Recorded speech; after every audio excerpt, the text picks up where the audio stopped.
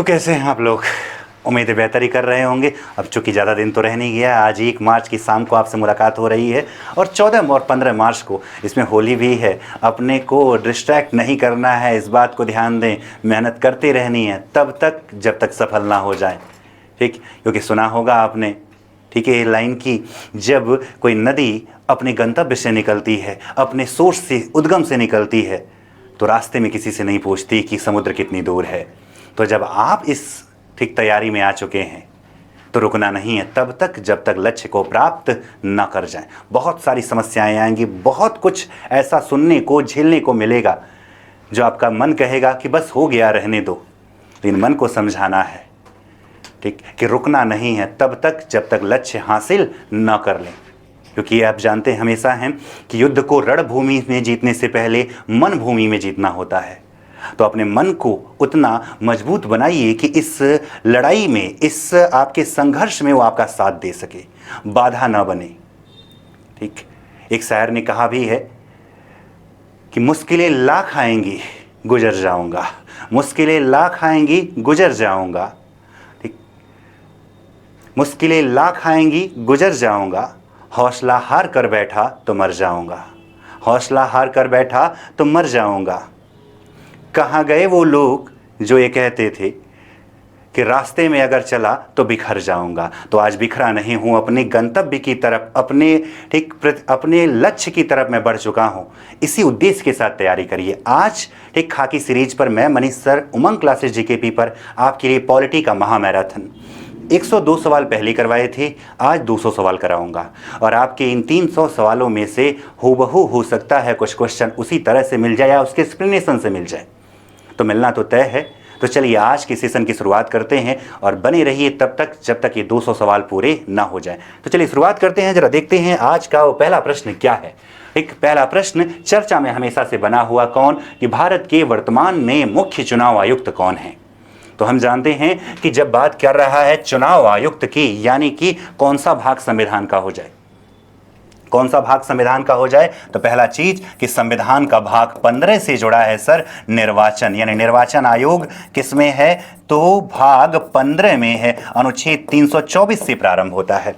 दूसरी चीज कि जब देश आजाद हुआ था तो पहले चुनाव आयुक्त बनाए गए थे, यानी कि एक सवाल ये कि देश के प्रथम चुनाव आयुक्त, पूछेगा आपसे कि देश के प्रथम चुनाव आयुक्त कौन थे, तो आप क्या बोलोगे? सुकुमार सेन बोलना है। किसका नाम बोलना है? सुकुमार सेन का नाम बोलना है। नाम याद रख लीजिए, सुकुमार सेन का। तो प्रारंभ में यह जो निर्वाचन आयोग है एक सदस्यीय हुआ करता था। 1989 में यह बहुसदस्यीय बना और 93 में इसके लिए राष्ट्रपति द्वारा आदेश पारित हो गया। तो अभी ये बहुसदस्यीय है। लेकिन पूछा है कि मुख्य चुनाव आयुक्त कौन है, तो कौन है मुख्य चुनाव आयुक्त? तो ज्ञानेश कुमार जी हैं। कौन है? ज्ञानेश कुमार जी हैं, याद रखिएगा इस नाम को। चलिए जरा अगले सवाल की तरफ बढ़ते हैं। क्या कह रहा है? भारत में प्रातिनिधिक लोकतंत्र के संदर्भ में किसकी बात किया है? प्रातिनिधिक लोकतंत्र के संदर्भ में निम्नलिखित में से क्या सत्य है? लोगों द्वारा मताधिकार का प्रयोग, लोगों की सीधी या प्रत्यक्ष सहभागिता, ठीक, प्रतिनिधियों की अप्रत्यक्ष सहभागिता, दोहरी नागरिकता। तो बात किया है प्रातिनिधिक लोकतंत्र, क्योंकि हम लोकतंत्र के सीधे हिस्से, तो हमने तो वोट डाला है, हमने मत का प्रयोग किया है और हमने चुना एक प्रतिनिधि को, वह प्रतिनिधि जाता है हमारी भागीदारी सुनिश्चित करता है। तो यानी कि प्रतिनिधियों की कैसी अप्रत्यक्ष सहभागिता किसको स्पष्ट करती है? भारत की प्रातिनिधिक लोकतंत्र को क्या करती है? स्पष्ट करती है। तो दूसरे का जवाब हो जाए सी वाला ऑप्शन। चलिए अगला सवाल देखते हैं। जीव जंतुओं और नौकाओं पर कर, पथ कर, मानवीय उपभोग के लिए अल्कोहली लीकर किस सूची का विषय है? किसकी बात कर रहा है? जीव जंतुओं और नौकाओं पर कर की बात कर रहा है, पथ कर की बात कर रहा है, मानवीय उपभोग के लिए जो अल्कोहल का प्रयोग किया जाता है, कौन सी सूची का विषय है? तो आप जानते ही हैं अलग अलग राज्यों में अल्कोहल के दाम अलग अलग होते हैं। क्यों? क्योंकि विषय किसका है? तो राज्य का है। किसका? राज्य का। ये विषयों का बंटवारा किसमें किया गया है? तो 7वीं अनुसूची में किया गया है। कौन सी अनुसूची? 7वीं अनुसूची में। कितने हैं? तो 3 प्रकार के विषय हैं। एक सूची कौन सी? संघ हो जाए, एक कौन सी हो जाए? राज्य हो जाए, और जहां दोनों नियम बना सके वो कौन हो जाए? समवर्ती। संघ में वर्तमान में कितने विषय हैं? 100, मूलतः थे 97। राज्य में कितने हैं इस समय? तो 61, मूलतः थे 66, और समवर्ती में मूलतः 47 और वर्तमान में कितने हैं? 52 हैं। ठीक है, तो जवाब हो गया क्या? सी वाला ऑप्शन। चलिए अगला सवाल देखते हैं।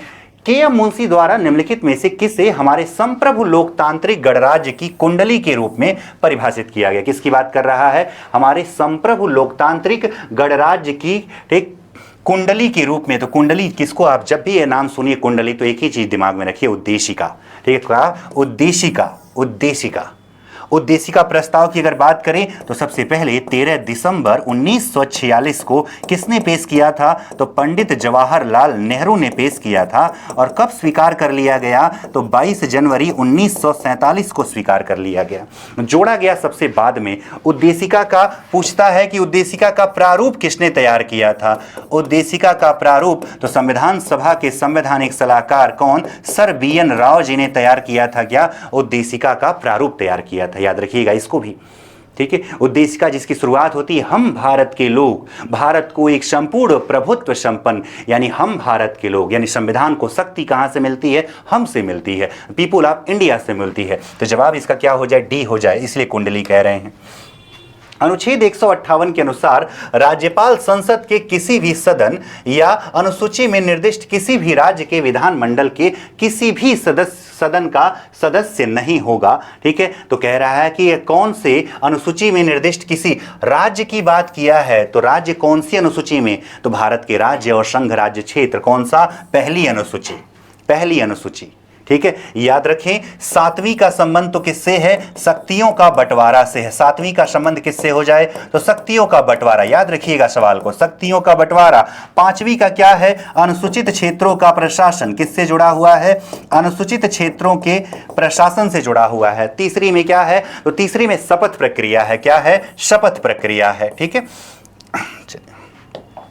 ठीक, तो ये जो है किससे जुड़ गया आपका? ठीक है, 7वीं में क्या है? शक्तियों का बंटवारा है। पहली में क्या है? पहली की अगर बात किया जाए तो पहली में क्या हो जाए? राज्य व संघ की बात कर लिया जाता है, जिसमें राज्यों का ब्यौरा दिया जाता है। और 5वीं में क्या है? अनुसूचित क्षेत्रों के प्रशासन की बात की गई है। चलिए अगला देखते हैं जरा।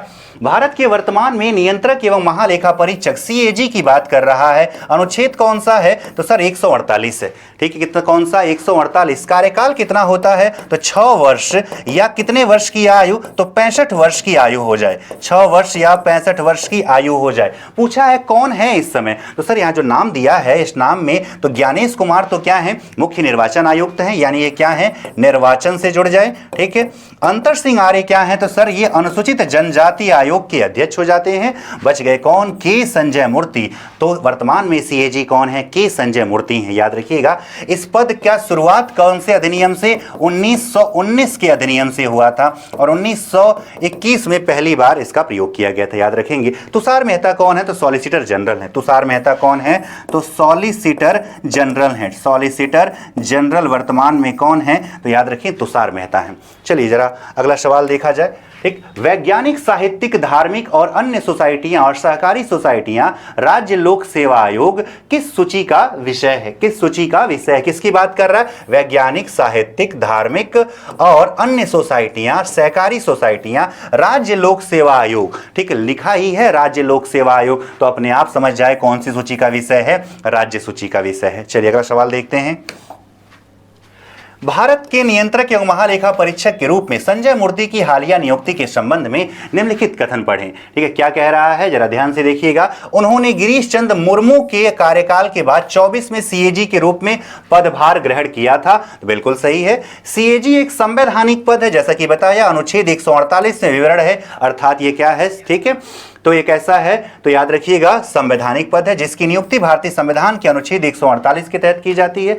CAG का कार्यकाल थोड़ी देर पहले ही बताया, 5 नहीं बल्कि कितना? 6 वर्ष होता है। ठीक है, याद रखिएगा। तो तीसरा तो गलत हो गया, पहला और दूसरा सही है, केवल 1 और 2 हो जाए। अगला सवाल देखते हैं। भारतीय संविधान के किस अनुच्छेद में अनुसूचित जातियों, अनुसूचित जनजातियों और अन्य कमजोर वर्गों के शैक्षिक और आर्थिक हितों का बढ़ावा देने के बारे में? बढ़ावा देना मतलब राज्य का कर्तव्य, यानी DPSP का पार्ट होगा। और DPSP में अनुच्छेद 47 की अगर 46 की बात करें तो ये बात करता है किसका? कि अनुसूचित जाति, जनजाति, आर्थिक सामान्य रूप से पिछड़े, आर्थिक रूप से पिछड़े, इन सभी लोगों की एक शब्द में कह लीजिए तो स्कॉलरशिप, ये पढ़ने में सहायता किससे जुड़ जाता है? 46 से। 45 में क्या है? तो 45 की बात करता है 0 से 6 वर्ष। याद रखें पहले इसमें था 6 से 14 वर्ष के बालक, अब कितने वर्ष के बालक? 0 से 6 वर्ष। एक शब्द में याद रखिए आंगनबाड़ी। क्या याद रखिए? आंगनबाड़ी याद रखिए। 47 में क्या है? तो धूम्रपान का निषेध कर दिया जाए, यानी स्वास्थ्य का ध्यान रख लिया जाए। किसकी बात? स्वास्थ्य का। 48 में क्या है? तो 48 तो कहता है किसको? कि दुधारू पशुओं के वध पर रोक लगा दिया जाए। दुधारू पशुओं के वध पर रोक लगा दिया जाए, वध पर रोक। और तो जवाब क्या हो जाए? अनुच्छेद 46 इज द राइट आंसर। ठीक है, चलिए अगला सवाल देखते हैं। भारत के संविधान के अनुच्छेद 332 में प्रावधान किसके लिए है? एंग्लो इंडियन के लिए सीटों का आरक्षण, जनजातीय क्षेत्रों का कल्याण, राज्यों की विधानसभाओं में अनुसूचित जाति और जनजाति के लिए सीटों का आरक्षण, या धार्मिक अल्पसंख्यकों का कल्याण। किसकी बात किया है? अनुच्छेद 332 का। तो हमें पता है 4 अनुच्छेद, 330, 331, 332 और 333, 4 की बात किया जाता है। ठीक है, तो इसमें ठीक है 332 का संबंध किससे है? राज्यों से है। राज्य की विधानसभा में किसके लिए आरक्षण? अनुसूचित जाति के लिए और अनुसूचित जनजाति के लिए। ठीक, विधानसभा में आरक्षण की बात कौन से अनुच्छेद में? तो अनुच्छेद 332 में किया गया है, याद रखिएगा इसको। चलिए अगला देखा जाए जरा। भारत के वर्तमान में केंद्रीय सतर्कता आयुक्त यानी सीवीसी कौन है? तो पहली बात कि सतर्कता आयोग का गठन कौन सी समिति की सिफारिश पर किया गया था? तो संथानम समिति की सिफारिश पर भ्रष्टाचार को रोकने के लिए 1964 में किया गया था, याद रखिएगा। पूछा है कि वर्तमान में कौन ठीक प्रमुख आयुक्त यानी केंद्रीय सतर्कता आयुक्त हैं? तो नाम याद रखिए किसका? प्रवीण कुमार श्रीवास्तव। कौन है? प्रवीण कुमार श्रीवास्तव। अगला सवाल देखते हैं। ठीक, कौन से प्रश्न प्रश्नकाल के दौरान पूछा जाने वाला एक प्रकार का प्रश्न है, सदन में इसका मौखिक उत्तर नहीं माना जाता है? तो याद रखें किसका मौखिक नहीं माना जाता है?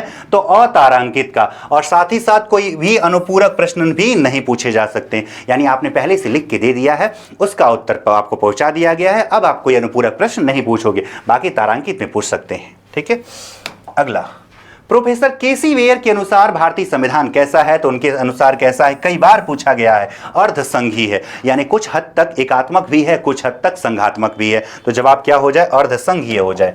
अगला, कृषि भूमि के उत्तराधिकार के संबंध में शुल्क भूमि और भवनों पर किस सूची का विषय है? किसकी बात कर रहा है? ठीक है, तो कृषि भवन के उत्तराधिकार के संबंध में शुल्क भूमि और भवनों पर कर, तो राज्य सूची का विषय हो जाए। अगला सवाल, निम्नलिखित में से कौन संप्रभु है? ठीक है, संप्रभु की बात करा जिसके ऊपर किसी का नियंत्रण नहीं, तो किस पे? हम भारत के लोग की बात कर, we the people of India. हमारे उद्देश्य की लाइन ही यहीं से शुरू होती है। अगला सवाल, निम्नलिखित भारतीय राज्यों में से किस राज्य की लोकसभा में केवल 1 सीट है? तो त्रिपुरा में तो सर 2 है, मेघालय में भी 2 है, मणिपुर में भी 2 है। तो बच गया कौन सा? मिजोरम। कौन सा बच जाता है? मिजोरम। और मिजोरम में सीट कितनी है? तो 1 है। तो जवाब हो जाएगा 16 का ए। अगला सवाल, अनुच्छेद 72 के तहत राष्ट्रपति को क्षमादान की शक्ति प्रदान किया गया है। किस अनुच्छेद के तहत राज्यपाल को क्षमादान की शक्ति? तो अनुच्छेद 161। कौन सा अनुच्छेद? अनुच्छेद 161। याद रखें काफी हद तक संघ की कार्यपालिका और राज्य की कार्यपालिका में आप देखोगे तो सामान्यता की बात कर रहा हूं। कितने का अंतर मिलेगा आपको? 89 का। 72 में ठीक है आप 89 जोड़ दो, कितना आ जाएगा? 161 आ जाएगा। कितना आ जाएगा? 161 आ जाएगा। चलिए अगला सवाल देखते हैं। संयुक्त राष्ट्र संघ, राजनयिक, नौसेना, वायुसेना, सीबीआई नाम से स्पष्ट हो रहा है। रक्षा, ठीक, सीबीआई कौन सा सूची? संघ सूची। कितने विषय? 100 विषय। मूलतः कितने थे? यानी प्रारंभ में कितने थे? 97 थे। अगला सवाल, राज्यपाल राज्य विधानसभा को भंग कर सकता है? तो बिल्कुल ठीक है, राज्यपाल के पास लोकसभा के संबंध में ऐसी कोई शक्ति नहीं लिख रहा है। नहीं तो बिल्कुल शक्ति है। तो पहला सही है, दूसरा गलत है, केवल 1 हो जाए। अगला प्रश्न, भारतीय संविधान के किस अनुच्छेद में राज्यसभा के सभापति और उपसभापति और लोकसभा के अध्यक्ष और उपाध्यक्ष के वेतन और भत्तों का क्या किया गया है? उल्लेख किया गया है। ठीक, किसकी बात कर रहा है? किसका वेतन? तो राज्यसभा के सभापति और उपसभापति, लोकसभा के अध्यक्ष और उपाध्यक्ष के वेतन और भत्तों का उल्लेख अनुच्छेद 97 में है। भारत में न्यायिक पुनरावलोकन का अधिकार कहां पे है? केवल उच्चतम न्यायालय नहीं, ठीक, सभी न्यायालयों को नहीं मिला हुआ है। उच्चतम और ठीक उच्च न्यायालय, जैसा कि हम जानते हैं अनुच्छेद 32 और 226 किससे जुड़ा हुआ है? रिट से जुड़ा हुआ है। ठीक, इसके अतिरिक्त जो है न्यायिक पुनरावलोकन कहां से लिया गया है? तो किस देश के संविधान से? संयुक्त राज्य अमेरिका के संविधान से लिया गया है। अगला, ठीक है, भारतीय संविधान के किस अनुच्छेद में कहा गया है कि राज्यसभा यथाशीघ्र अपने किसी सदस्य को अपना उपसभापति चुनेगी और जब जब उपसभापति का पद रिक्त होगा तब तब राज्यसभा किसी अन्य सदस्य को अपना उपसभापति चुनेगी? तो बात किया जाए कौन से अनुच्छेद की बात कर रहा है, तो अध्यक्ष और उपाध्यक्ष के साथ साथ अगर पूछता है कि राज्यसभा का सभापति व उपसभापति कौन से अनुच्छेद में लिखा गया है, तो अनुच्छेद 89 में। किसमें? अनुच्छेद 89 में। बाकी ऑप्शन ऐसा दिख ही रहा है 370, तो आपको पता है ये विशेष राज्यों से जुड़ा हुआ है, जम्मू कश्मीर वाला। 377 की बात करें तो प्रकीर्ति से जुड़ा हुआ है, और 14 तो लोग, ठीक है, आप जानते हैं विधि के समझ समानता से जुड़ा है। अगला सवाल, भारतीय संविधान का भाग 16 अनुच्छेद 330 से 342 तक संबंधित है किससे? 330 से 342 विशेष वर्गों से जुड़ा है। 329 तक क्या था? 324 से 329 तक तो क्या था? निर्वाचन आयोग था। भाग 15 में लिखा है। और 330, 31, 32, 33 अभी थोड़ी देर पहले भी बता चुका था, विशेष वर्ग एंग्लो इंडियन हो गया, अनुसूचित जाति हो गई, जनजाति हो गई। 38 से उनके लिए आयोग हो गया, पिछड़ा वर्ग आयोग हो गया। तो लोग कहां पे जुड़ जाए? लोकसभा में अनुसूचित जाति, जनजाति के आरक्षण तथा आंग्ल भारतीय समुदाय के प्रतिनिधित्व से जुड़ जाता है। ठीक है, जवाब क्या हो जाए? ठीक है, डी फॉर डॉग वाला ऑप्शन। अगला सवाल, भारत के संविधान में लोकसभा में अनुसूचित जनजातियों के लिए व्यवस्था किया गया। थोड़ी देर पहले जो विधानसभा के लिए देखा था वही अब किसकी बात कर रहा है? ठीक है, तो अनुसूचित जनजातियों के लिए लोकसभा में कौन सा अनुच्छेद हो जाए? 330। याद रखें, फिर से बता दे रहा हूं, 330 में लोकसभा में अनुसूचित जनजाति के लिए, ठीक, 331 जो है किसकी बात कर लेता है? तो 331 में आंग्ल भारतीय खत्म हो गया लोकसभा में। ठीक है, 332 में विधानसभा में, ठीक, अनुसूचित जनजाति के लिए, और 333 में आंग्ल भारतीय राज्यसभा में। ये दोनों समाप्त हो गए, ये दोनों बचे हुए हैं। ठीक है, चलिए अगला प्रश्न, नागरिकता, प्रत्यर्पण, युद्ध और शांति, रेल, प्रकाश स्तंभ, वायु मार्ग किस सूची का विषय है? नाम से स्पष्ट हो जा रहा है कौन सा सूची? संघ सूची का विषय है। अगला प्रश्न, भारत के वर्तमान में राष्ट्रीय पिछड़ा वर्ग आयोग के अध्यक्ष कौन है? तो पिछड़ा वर्ग आयोग का वर्णन कहां पे? 348 का बी, 338 का बी। कौन सा अनुच्छेद है? 338 के बी में राष्ट्रीय पिछड़ा वर्ग आयोग की बात की गई है, जिसके वर्तमान अध्यक्ष है हंसराज गंगाराम अहिर। कौन है? हंसराज गंगाराम अहिर किसके अध्यक्ष है? राष्ट्रीय पिछड़ा वर्ग आयोग के अध्यक्ष हैं। ठीक, चलिए अगला प्रश्न, वित्त विधेयक का उल्लेख किस अनुच्छेद में किया गया है? तो 110 में क्या है? 110 में है धन विधेयक की परिभाषा। 110 में क्या है? धन विधेयक की परिभाषा लिखी गई है। ठीक है, 117 में एक वित्त विधेयक लिखा गया है, वित्त विधेयकों के बारे में लिखा गया है। ठीक, 148 CAG से जुड़ा हुआ है। 164 जो है, ठीक है, CM यानी कि मुख्यमंत्री से जुड़ा हुआ है। कौन सा अनुच्छेद दिख रहा है आपको? तो दिख गया कौन सा? 117। अगला प्रश्न, निम्नलिखित में से कौन सा मौलिक अधिकार नहीं है? मौलिक अधिकार की बात कर रहा है तो समानता का अधिकार तो है, कहां से कहां तक? 14 से 18 तक।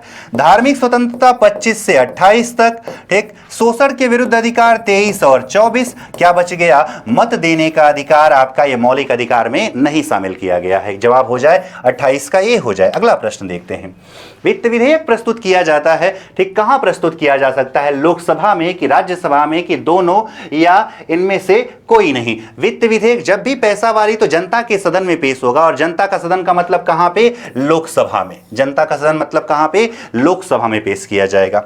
अगला प्रश्न, बीमा, स्टॉक एक्सचेंज और वायदा बाजार, पेटेंट, आविष्कार, डाकघर, बचत बैंक कौन सी सूची का विषय है? तो संघ सूची का विषय है। अगला प्रश्न, अनुच्छेद 15(1) निषेध करता है कि राज्य किसी नागरिक के साथ केवल निम्न आधार पर भेदभाव नहीं करेगा: धर्म, नस्ल, लिंग तथा जन्मस्थान, धर्म, नस्ल, जाति, लिंग, जन्मस्थान तथा वंश, धर्म, नस्ल, जाति, संप्रदाय, लिंग या जन्मस्थान, ठीक, धर्म, मूल वंश, जाति, लिंग, जन्मस्थान या इनमें से कोई भी। तो जवाब क्या हो जाए? तो इनमें से, यानी धर्म के आधार पर भी नहीं करेगा, मूल वंश के आधार पर भी नहीं करेगा, ठीक है, याद रखिएगा, जाति के आधार पे भी नहीं करेगा, लिंग के आधार पे भी नहीं करेगा, जन्म स्थान या इनमें से किसी एक के अखिल आधार पे भी भेदभाव नहीं करेगा। कौन सा अनुच्छेद बताता है? 15 का 1। तो जवाब हो जाए डी फॉर डॉग वाला ऑप्शन। अगला प्रश्न, अनुच्छेद 73 के तहत संघ की कार्यपालिका शक्ति का विस्तार किया गया है। किस अनुच्छेद के तहत राज्यपाल की कार्यपालिका शक्ति का विस्तार किया गया है? ठीक है, 73 लिखा हुआ है, अभी थोड़ी देर पहले बताया था। 73 में क्या जोड़ दिया जाए? 89 जोड़ दिया जाए। 9 3 12, 8 7 15, 1 16। जवाब आ जाएगा कौन सा अनुच्छेद? 162। याद रखिएगा, संघ और राज्यों में विशेषतः, ठीक है, कितने संघ की कार्यपालिका और राज्य की कार्यपालिका में सामान्यतः 89 या 90 का ही क्या होता है? डिफरेंस होता है। अगला प्रश्न, भारत का नियंत्रक एवं महालेखा परीक्षक निम्नलिखित में से क्या है?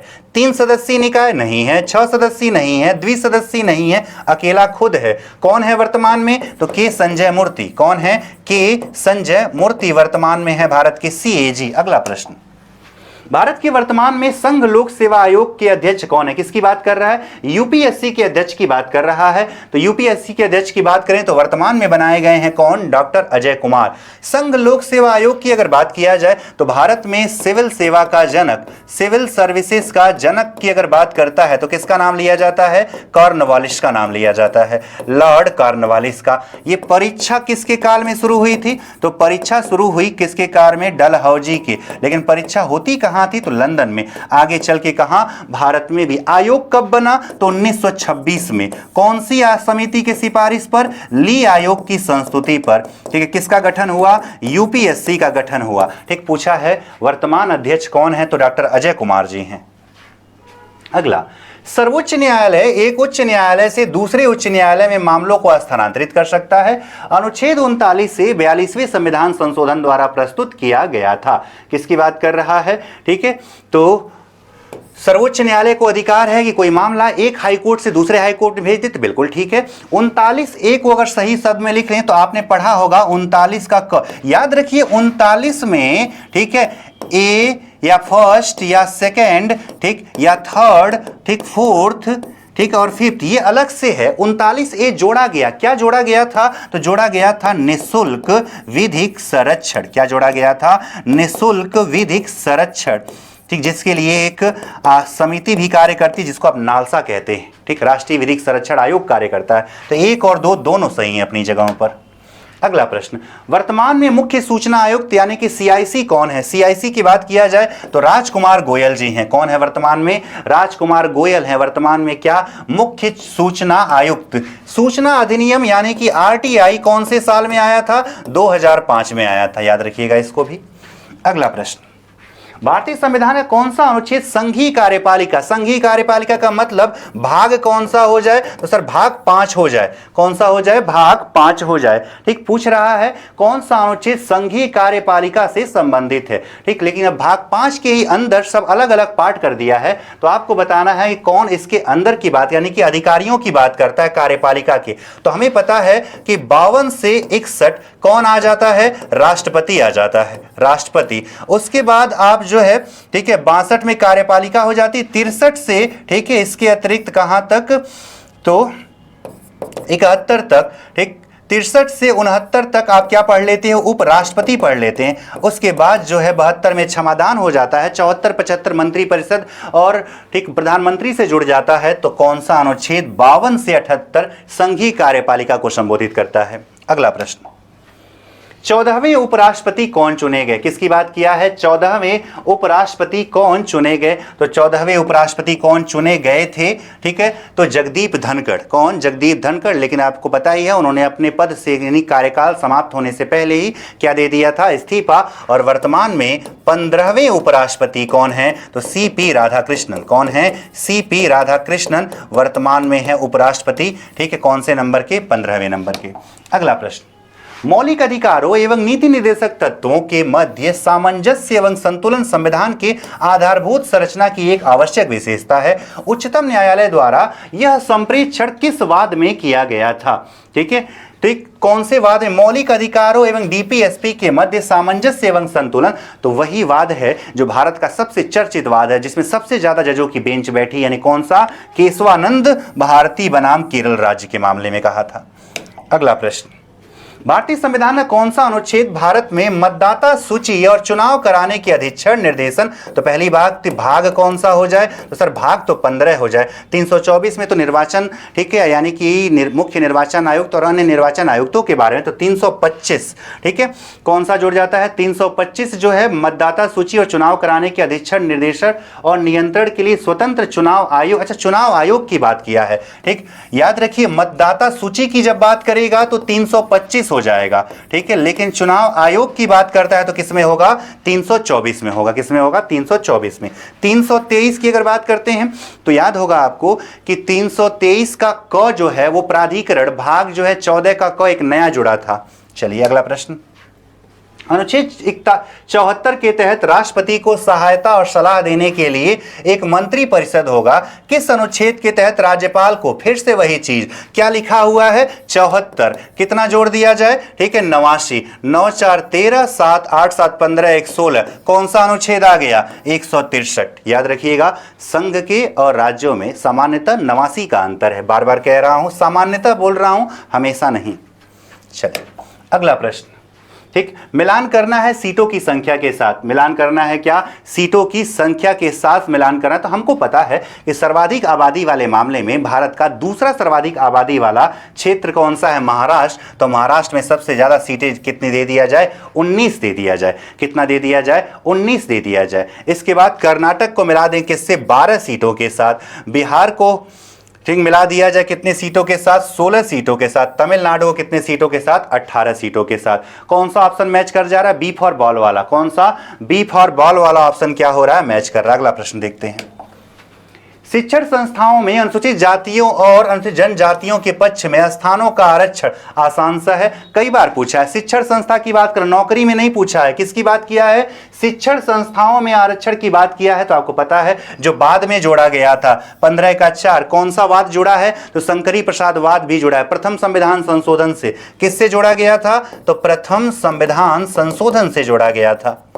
ठीक, याद रखेंगे इन तथ्यों को। चलिए अगला प्रश्न देखते हैं। नेक्स्ट क्या कह रहा है, अनुच्छेद 246 से संसद और राज्य दोनों को कौन से विषयों पर कानून की शक्ति देता है, ए बी सी डी। तो हमें पता है वस्तु और सेवाओं पर कराधान, वस्तु और सेवाओं पर कराधान यानी कि जीएसटी के कुछ विषयों पर कौन लगा सकता है, संघ भी लगा सकता है और राज्य भी लगा सकता है। ठीक है, कौन से विषयों पर, वस्तु और सेवाओं पर कराधान। अगला प्रश्न, किस समिति ने मौलिक कर्तव्यों को शामिल करने की अनुशंसा, तो स्वर्ण सिंह समिति। ठीक, याद रखें इंदिरा जी की सरकार ने गठित किया था। ठीक है, किसकी, कौन सी समिति को, स्वर्ण सिंह। कहां से लिया गया मूल कर्तव्यों को, तो यूएसएसआर के संविधान से। और कितने मूल कर्तव्य लिए गए थे, 8, लेकिन जब शामिल हुए तो कितने कर दिए गए, 10। और वर्तमान में मौलिक कर्तव्य कितने हो चुके हैं, 11। 86वां संविधान संशोधन 2002 से एक और जोड़ दिया गया था। अगला प्रश्न, वित्त विधेयक पर संयुक्त अधिवेशन बुलाया जाता है, हाँ, नहीं, दोनों या नहीं। ठीक है, आपको बताना है, ठीक है, कि वित्त विधेयक पर संयुक्त अधिवेशन बुलाया जा सकता है कि नहीं बुलाया जा सकता है, तो बिल्कुल बुलाया जा सकता है जब असहमति की स्थिति हो। धन विधेयक पे नहीं बुला सकते, याद रखिएगा। लेकिन किस पे बुला सकते हैं, वित्त विधेयक पे तो बुलाया जा सकता है। ठीक, किस पे नहीं बुलाया जा सकता, याद रखिएगा। ठीक, तो एक तो कौन सा विधेयक, धन विधेयक और संशोधन विधेयक, इन पर क्या नहीं बुलाया जा सकता है। ठीक है, तो संयुक्त अधिवेशन नहीं बुलाया जा सकता। संयुक्त अधिवेशन कौन से अनुच्छेद में है, तो 108 में है। कौन बुलाता है, राष्ट्रपति। कौन अध्यक्षता करेगा, लोकसभा का अध्यक्ष। अगला प्रश्न, वित्त विधेयक पर वीटो शक्ति का प्रयोग राष्ट्रपति कर सकता है या नहीं कर सकता है, तो वीटो का प्रयोग तो कर ही सकता है। और कितने प्रकार के वीटो, वीटो की चर्चा कौन सा अनुच्छेद है, 111, जिसमें विधेयकों पर अनुमति और, ठीक है, या इनकार की बात की जाती है। तो कितने प्रकार के वीटो होते हैं, 3 प्रकार के वीटो होते हैं। एक होता है ऑब्सोल्यूट वीटो, ठीक है, यानी कि ऑब्सोल्यूट यानी आत्यांतिक हो जाए, ऑब्सोल्यूट वीटो। और कौन सा हो जाए, सस्पेंसिव वीटो, सस्पेंसिव वीटो। और एक जो आप ज्यादा सुने होंगे कौन सा, पॉकेट वीटो यानी कि जेबी वीटो। तो वीटो कितने प्रकार के, 3 प्रकार के। अगला प्रश्न, उच्चतम न्यायालय के न्यायाधीश को केवल किसके आधार पर हटाया जा सकता है? ज्ञान की कमी के आधार पर, या संविधान का अनादर, या शुद्ध दुर्व्यवहार, या अक्षमता, या हत्या के आरोप में पूछ रहा है। किसके? तो सिद्ध दुर्व्यवहार या अक्षमता। तो हम इतना तो समझते हैं कि अगर सर्वोच्च न्यायालय का न्यायाधीश बना है तो ज्ञान की कमी तो होगी नहीं और संविधान का उल्लंघन वो करेगा नहीं। ठीक, तो किसके आधार पर हटाया जाएगा? सिद्ध यानी कि साबित कदाचार। संविधान में क्या लिखा है शब्द? साबित कदाचार या अक्षमता के आधार पे, यानी कोई एक्सीडेंट हो जाए, कुछ ऐसा कुछ हो गया। भारत का सर्वोच्च न्यायालय केवल मौलिक अधिकारों के प्रवर्तन के लिए रिट जारी कर सकता है। ठीक, उच्च न्यायालय मौलिक अधिकारों और अन्य कानूनी अधिकारों दोनों के लिए रिट जारी कर सकता है। ठीक, सर्वोच्च न्यायालय का उद्घाटन 26 जनवरी 1950 को किया गया था। पूछ रहा है कि ऊपर दिए गए कथनों में से कौन सा कथन क्या है? सही है। ठीक है, सर्वोच्च न्यायालय का उद्घाटन 26 जनवरी, तो ठीक है, आपको पता होगा ये पहले क्या कहलाता था? तो संघीय न्यायालय। जो आज का भवन है उस भवन को पहले क्या कहते थे? संघीय न्यायालय कहते थे, जो 1935 के अधिनियम से 1937 में बना था। ये तो ठीक है। भारत का सर्वोच्च न्यायालय मौलिक अधिकारों के प्रवर्तन के लिए रिट जारी कर सकता है। उच्च न्यायालय मौलिक अधिकारों और अन्य कानूनी अधिकार लिख दिया है, तो ये कानूनी अधिकार नहीं। ठीक है, याद रखिएगा। तो यहां दूसरा वाला गलत हो जाएगा, जवाब हो जाए 1 और 3 हो जाए। अगला प्रश्न, भारत के सॉलिसिटर जनरल की नियुक्ति भारत के राष्ट्रपति द्वारा किया जाता है। ठीक, भारत के राष्ट्रपति पद के लिए चुनाव लड़ने वाले उम्मीदवार को 15,000 की सुरक्षा राशि यानी कि जमानत राशि जमा करनी होती है। तो दूसरा तो सही है। ठीक है, पहला कह रहा है सॉलिसिटर जनरल नहीं बल्कि अटॉर्नी जनरल अगर पूछता है तो अटॉर्नी जनरल की नियुक्ति कौन करता है? राष्ट्रपति। तो पहला गलत, दूसरा सही। जवाब हो जाए क्या? केवल कथन 2। क्या हो जाए जवाब? केवल कथन 2 हो जाए। चलिए, तो अगला प्रश्न देखते हैं क्या कह रहा है। अनुच्छेद 75 के तहत प्रधानमंत्री की नियुक्ति राष्ट्रपति के द्वारा किया जाता है। जैसा कि हमें पता है अनुच्छेद 74 क्या कहता है? तो मंत्री परिषद, यानी कि राष्ट्रपति की सहायता के लिए क्या गठित की जाएगी? एक मंत्री परिषद, जिसका मुखिया कौन होगा? तो प्रधानमंत्री होता है। अनुच्छेद 75 कहता है कि राष्ट्रपति प्रधानमंत्री की नियुक्ति करेगा और उसी की सहायता से अन्य मंत्रियों की भी नियुक्ति करता है। लेकिन सवाल क्या पूछ रहा है? किस अनुच्छेद के तहत मुख्यमंत्री की नियुक्ति राज्यपाल के प्रसाद पर्यंत की जाती है? किसकी? राज्यपाल की प्रसाद पर्यंत किया जाता है। ठीक, तो जैसा कि अनुच्छेद 75 में किसके बारे में? प्रधानमंत्री की नियुक्ति, तो वैसा ही 164 यानी फिर से किस में जोड़ देना है? याद रखिए 75 में क्या जोड़ेंगे? 89, 9 5 14, 8 7 15, 1 16। कौन सा अनुच्छेद आ गया? 164। तो 164 के तहत किसकी नियुक्ति है? सीएम यानी मुख्यमंत्री की। 65 में क्या है सर? तो 65 में है महाधिवक्ता। 65 में क्या है? महाधिवक्ता हो जाए। ठीक है, याद रखिएगा अनुच्छेद को। ठीक, कौन सा जवाब हो जाएगा? ए फॉर एप्पल वाला ऑप्शन। चलिए बढ़ते हैं अगला सवाल। 52 नंबर क्या कह रहा है? किस संशोधन ने भारतीय संविधान की प्रस्तावना में धर्मनिरपेक्ष यानी कि पंथ निरपेक्ष शब्द जोड़ा? तो अब तक प्रस्तावना में सिर्फ एक ही बार संशोधन हो पाया है। कौन से संविधान संशोधन से? 42वां संविधान संशोधन। कौन कौन से शब्द जोड़े गए? तो एक तो जोड़ दिया गया क्या? पंथ निरपेक्ष यानी कि धर्मनिरपेक्ष जोड़ दिया गया। ठीक, इसके अतिरिक्त दूसरा शब्द क्या जोड़ा गया? समाजवादी। क्या जोड़ दिया गया? समाजवादी जोड़ दिया गया। और एक शब्द और जुड़ा था, और अखंडता शब्द, एकता और अखंडता में और अखंडता शब्द जोड़ दिया गया। तो 3 शब्द जोड़े गए थे। कौन सा संविधान संशोधन? 42वां साल था 1976 का। प्रधानमंत्री थी कौन? इंदिरा गांधी जी। ठीक है, तो जवाब क्या हो गया? बी फॉर बॉल वाला ऑप्शन हो गया। अगला प्रश्न, किस अनुच्छेद में पंचायतों के लेखाओं की जांच करने की बात कर रहा है? किसकी जांच? तो पंचायतों के लेखाओं की जांच करने की बात कर रहा है। तो याद रखें, हमें पता है कि पंचायत जब बात करता है तो कौन सा संविधान संशोधन? 73वां संविधान संशोधन। कौन से वर्ष का है? 1992। लागू कब हुआ था? तो 24 अप्रैल 1993 को। 24 अप्रैल 1993 को यह लागू हुआ था, याद रखिएगा इस बात को।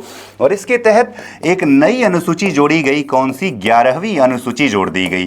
11वीं अनुसूची जोड़ दी गई और अनुच्छेद शामिल किए गए 243 के। ठीक है, ए से ओ तक। कहां से? ए से ओ तक। तो लेकिन पूछा है पंचायतों की लेखाओं की जांच, तो किसमें है? एक अनुच्छेद 243 का जे। कौन सा? अनुच्छेद 243 का जे। याद रखिए, इसी का एक पार्ट कई बार जो परीक्षा में ज्यादा बार पूछा गया है, 243 का डी पूछेगा किसमें? तो पंचायतों में आरक्षण का प्रावधान कौन से अनुच्छेद के तहत है? तो बताना है आपको क्या? 243 का डी बताना है। चलिए अगला प्रश्न देखते हैं। पी के थुंगन समिति, पी.के. थुंगन समिति। तो याद रखें, भारत में जब हम बात करते हैं पंचायतों की समितियों में, तो सबसे पहले हम बात करते हैं बलवंत राय मेहता समिति। कौन सा? बलवंत राय मेहता समिति। और इसीलिए बलवंत राय मेहता को ही हम क्या कहते हैं? पंचायती राज व्यवस्था का जनक कहा जाता है। किसे? बलवंत राय मेहता को। इन्होंने ही त्रिस्तरीय पंचायत की बात किया था, याद रखेंगे इस बात को, ठीक। और इसी से जुड़ा फिर अशोक मेहता समिति, फिर एल.एम. सिंघवी समिति, फिर पी.के. थुंगन समिति, जी.वी.के. राव समिति, इन सब का संबंध यानी कि और कौन सी हो जाए? तो एक हो जाए एल.एम. सिंघवी, एक हो जाए अशोक मेहता समिति, जिन्होंने 2 स्तर की बात की थी, अशोक मेहता। इसके अतिरिक्त एल.एम. सिंघवी समिति हो जाए, लक्ष्मीमल सिंघवी समिति हो जाए, और कौन सा हो जाए? पी.के. थुंगन समिति हो जाए, और एक और है कौन सा? जी.वी.के. राव समिति। इन सब समितियों का संबंध किससे है? तो पंचायतों से है। तो जवाब हो जाए क्या?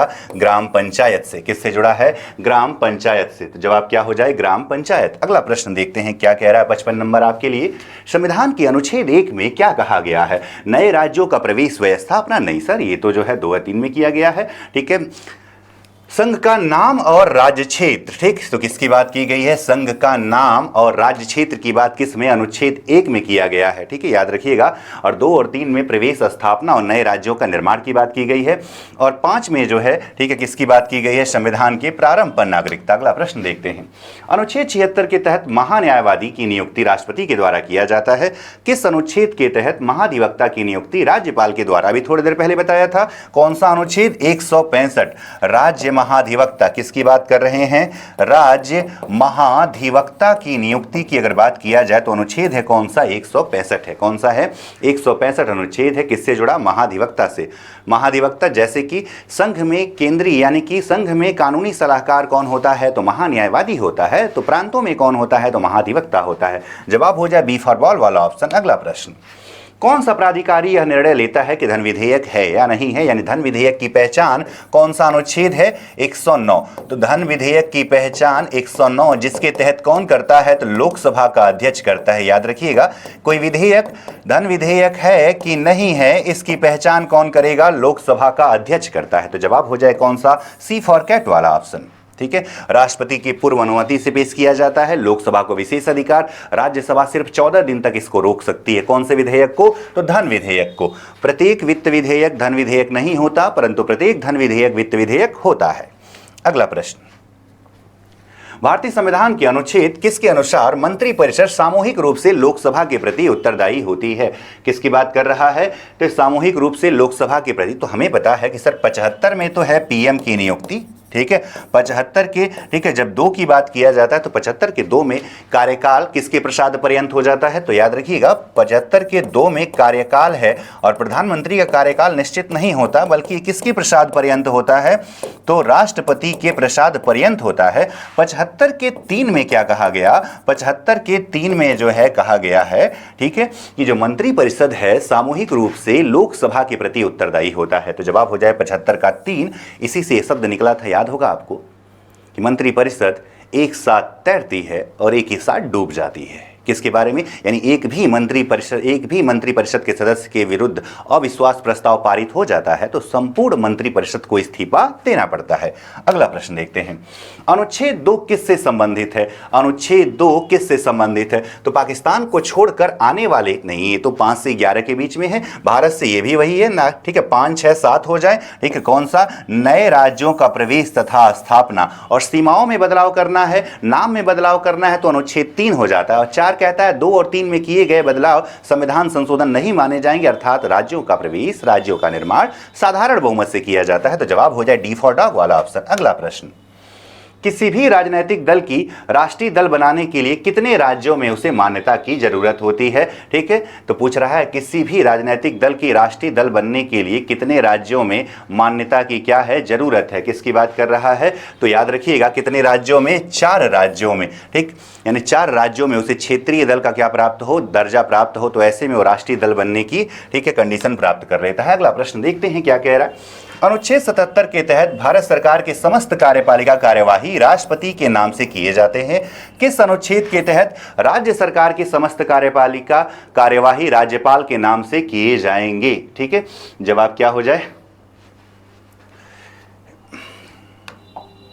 ठीक, 1 सेकेंड, अच्छा 61 पहले आ गया, 59, 61, फिर 60। अच्छा, नंबरिंग में थोड़ी गड़बड़ होगी, याद रखिए। अनुच्छेद 77 के तहत पूछ रहा है कि जो समस्त कार्यपालिका कार्यवाही राष्ट्रपति के नाम से किए जाते हैं, कौन से अनुच्छेद के तहत ये राज्य कार्यपालिका यानी राज्य की कार्यवाही राज्यपाल के नाम से किए जाएंगे? तो जवाब हो जाए क्या? ठीक है, तो याद रखिएगा जवाब कौन सा हो जाएगा। किसकी बात कर रहे हैं? 60 की बात कर रहे हैं। अनुच्छेद 77 के तहत भारत सरकार के समस्त कार्यपालिका कार्यवाही राष्ट्रपति के नाम से किए जाते हैं। तो 77, ठीक है, और ठीक 77 में कितना जोड़ दिया जाए? 89 आ जाएगा कितना? 166। कौन सा अनुच्छेद हो जाए? 166 का संबंध किससे है? तो जो चीज़ संघ में यानी कि अनुच्छेद 77 के तहत भारत के सभी काम राष्ट्रपति के नाम से, तो राज्यों के सभी काम राज्यपाल के नाम से किए जाते हैं। अगला प्रश्न, भारत के वर्तमान में उपराष्ट्रपति सीपी राधाकृष्णन किस क्रम के, ठीक, राष्ट्रपति किस क्रम के उपराष्ट्रपति हैं? ठीक, किसकी बात कर रहा है? तो ये थोड़ी देर पहले भी बता चुका था आपको। ठीक है, तो जवाब क्या हो जाएगा? 15वें।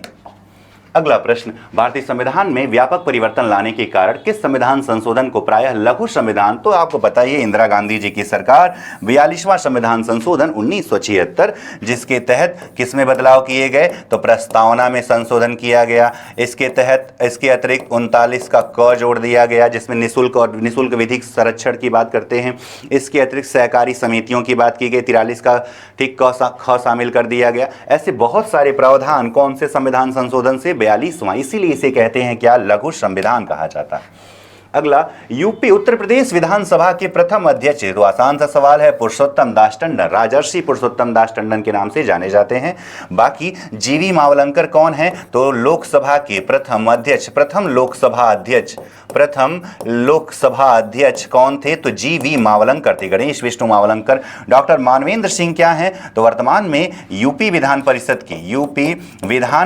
के अध्यक्ष सभापति हैं। यूपी विधान परिषद के सभापति कौन है? डॉक्टर कुंवर मानवेंद्र सिंह। सतीश महाना कौन है? तो उत्तर प्रदेश विधानसभा के अध्यक्ष हैं। तो याद रखिए सारा नाम सबके सब महत्वपूर्ण हैं। उत्तर प्रदेश विधानसभा के, यहां जवाब हो जाएगा 64 का। अगला प्रश्न, संविधान में 103वां संशोधन अधिनियम 2019 निम्नलिखित में से कौन सा खंड भारत के संविधान के अनुच्छेद 16 में जोड़ा गया? किसकी बात कर रहा है? 103वां संविधान संशोधन की बात कर रहा है कि कौन सा खंड भारत के संविधान के अनुच्छेद 16 में जोड़ा गया है, किसकी बात? ठीक है, तो याद रखा जाए तो जवाब किसकी हो रही है? EWS आरक्षण की तहत की बात की जा रही है। और EWS आरक्षण की जब बात कर रहे हैं तो कौन सा अनुच्छेद? 16 का, ठीक है, याद रखिएगा 16 का 6 जोड़ दिया गया था। चलिए अगला प्रश्न, उच्चतम न्यायालय ने निम्नलिखित में से किस वाद में यह अभिधारित किया है कि कोई भी अनारक्षित वर्ग का व्यक्ति आरक्षित वर्ग के परिवार में दत्तक ग्रहण या विवाह या संपरिवर्तन या किसी अन्य स्वैच्छिक कार्य प्रवेश पाने पर संविधान के अनुच्छेद 15(4) के अंतर्गत आरक्षण का लाभ नहीं उठा सकता? कि मतलब जो है, ठीक है, आप आरक्षित वर्ग के नहीं थे लेकिन आपको किसी ने क्या कर लिया? गोद ले लिया या दत्तक पुत्र मान लिया या दत्तक पुत्री मान लिया या विवाह हो गया, तो क्या आपको आरक्षण का लाभ मिलना चाहिए कि नहीं मिलना चाहिए? इसके बारे में बात करता है। तो कौन सा वाद है? तो याद रखिएगा बलसम्मा पाल बनाम कोचीन विश्वविद्यालय संबंधित है किससे? कि आपको 15(4) के तहत शैक्षणिक संस्थानों में प्रवेश में आरक्षण नहीं प्राप्त होगा। ठीक है, चाहे आप भले ही किसी दूसरी जात में विवाह कर लिए हैं। जम्मू कश्मीर से कितने सांसद लोकसभा के लिए निर्वाचित किए जाते हैं? तो जम्मू कश्मीर से कितने सांसद? 5 सांसद। अगला प्रश्न, किसी जाति तथा जनजाति को अनुसूचित जाति तथा अनुसूचित जनजाति घोषित करने हेतु शक्ति संपन्न, तो अनुच्छेद है 341 और 342, इन दोनों के तहत राष्ट्रपति को यह अधिकार प्राप्त है। किसी जाति को, ठीक है, वो क्या कर सकते हैं? अनुसूचित जाति बना सकते हैं और साथ ही साथ किसी भी जाति को अनुसूचित जनजाति का दर्जा कौन देंगे? अंतिम अधिकारी कौन है? तो भारत का राष्ट्रपति है।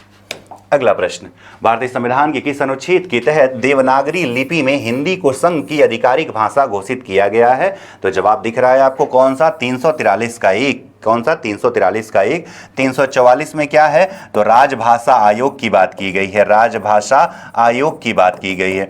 343 का 1 कहता है कि भारत की राजभाषा हिंदी, लिपि देवनागरी और अंकों का स्वरूप भारतीय अंकों का अंतर्राष्ट्रीय स्वरूप होगा। तो जवाब हो जाए इसका बी वाला ऑप्शन। अगला प्रश्न, भारतीय संविधान की प्रस्तावना में कौन सा शब्द यह दर्शाता है कि भारत किसी भी बाहरी नियंत्रण से मुक्त है? तो भारतीय संविधान की जब बात करते हैं, प्रस्तावना की बात करते हैं, थोड़ी देर पहले भी बता चुका हूं, प्रस्ताव पेश हुआ था कब? 13 दिसंबर 1946 को ठीक, पारित कब हो गया? 22 जनवरी 1947 को। किसने पेश किया था? तो पंडित नेहरू जी ने पेश किया था। ठीक है, याद रखें, सबसे बाद में जोड़ा गया है। इसका प्रारूप तैयार किया है किसने? BN राव जी ने तैयार किया है। प्रस्तावना हमने ये विचार कहां से लिया है? तो संयुक्त राज्य अमेरिका के संविधान से लिया है। लेकिन पूछा है कि भारत किसी भी बाहरी नियंत्रण से मुक्त है, इसका मतलब है संपूर्ण प्रभुत्व संपन्न। ठीक है, अर्थात भारत के आंतरिक मामलों में कोई भी हस्तक्षेप नहीं कर सकता। भले ही भारत कॉमनवेल्थ का सदस्य है, लेकिन वो स्वैच्छिक सदस्य है। अगला प्रश्न, अनुच्छेद 78 के तहत प्रधानमंत्री का कर्तव्य है कि प्रशासन से संबंधित जानकारियां समय समय पर राष्ट्रपति को दे। किस अनुच्छेद के तहत मुख्यमंत्री का कर्तव्य है कि प्रशासन से संबंधित जानकारियों को राज्यपाल को, ठीक है, बताए? ठीक है, फिर से वही चीज करना है। ठीक है, जहां ऐसा प्रश्न दिखे, याद रखिए यहां पे दो प्रश्न तैयार हो जा रहा है, संघीय कार्यपालिका भी और राज्य कार्य। ऐसा प्रश्न इसीलिए डाला गया है कि आप संघीय कार्यपालिका भी आपको याद हो जाए और साथ ही साथ जो है राज्य की कार्यपालिका। तो क्या करना है? ठीक है, 78 में कितना जोड़ देना है? 89। 9 8 कितना हो जाए? 17। 8 7 15 1 16। कौन सा अनुच्छेद दिख गया? खुद बता दीजिए सर। अनुच्छेद 167 हो जाए। अगला प्रश्न, भारतीय संविधान के किस भाग में संघीय न्यायपालिका? तो संघीय न्यायपालिका प्रारंभ होता है कौन से अनुच्छेद से? 124 से शुरू होता है और कहां तक? 147 तक जाता है। और हमें पता है कि भाग 5, ठीक, भाग 5 अनुच्छेद 52 से लगाए 151 तक के अनुच्छेद किसमें हैं? तो भाग 5 में शामिल हैं। अगला प्रश्न, मिलान करना है। ठीक है, अलग अलग वाद दिए हुए हैं, अलग अलग मामले दिए हुए हैं। यहाँ पे आपको क्या करना है? क्या करना है? मिलान करना है। ठीक है, तो आप जानते होंगे कि कौन सा तथ्य किससे क्या है संबंधित है, किसकी बात कर रहे हैं मिलान करने की। तो देख लिया जाए जरा। ठीक है, तो हमें पता है गोलकनाथ केस में कहा गया कि मौलिक अधिकारों में संशोधन नहीं हो सकता, अर्थात संपत्ति के अधिकार की बात हटाई नहीं जा सकती है। ठीक है, शमशेर सिंह केस का संबंध है राष्ट्रपति के अधिकार से। यह विशेषतः किससे जुड़ा हुआ है? तो मृत्युदंड पर अधिकार से जुड़ा हुआ है। ठीक है, मिनर्वा मिल्स केस की अगर बात किया जाए तो यहां से आ जाता है DPSP। राज्य के भी अपने कुछ कर्तव्य हैं। और केशवानंद भारती केस आधारभूत संरचना का सिद्धांत देता है। जवाब हो जाएगा बी फॉर बॉल वाला ऑप्शन। अगला प्रश्न क्या कह रहा है नेक्स्ट जरा देखिएगा। अंतरिम सरकार में कार्य खनन और बंदरगाह मंत्री किसे बनाया गया था? किसकी बात कर रहा है?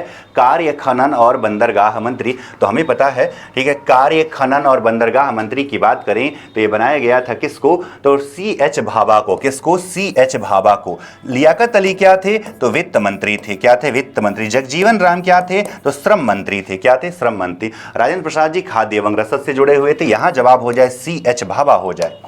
अगला प्रश्न, अनुच्छेद 79 में संसद का उल्लेख किया गया है, किस अनुच्छेद में विधानमंडल का उल्लेख भी किया गया है?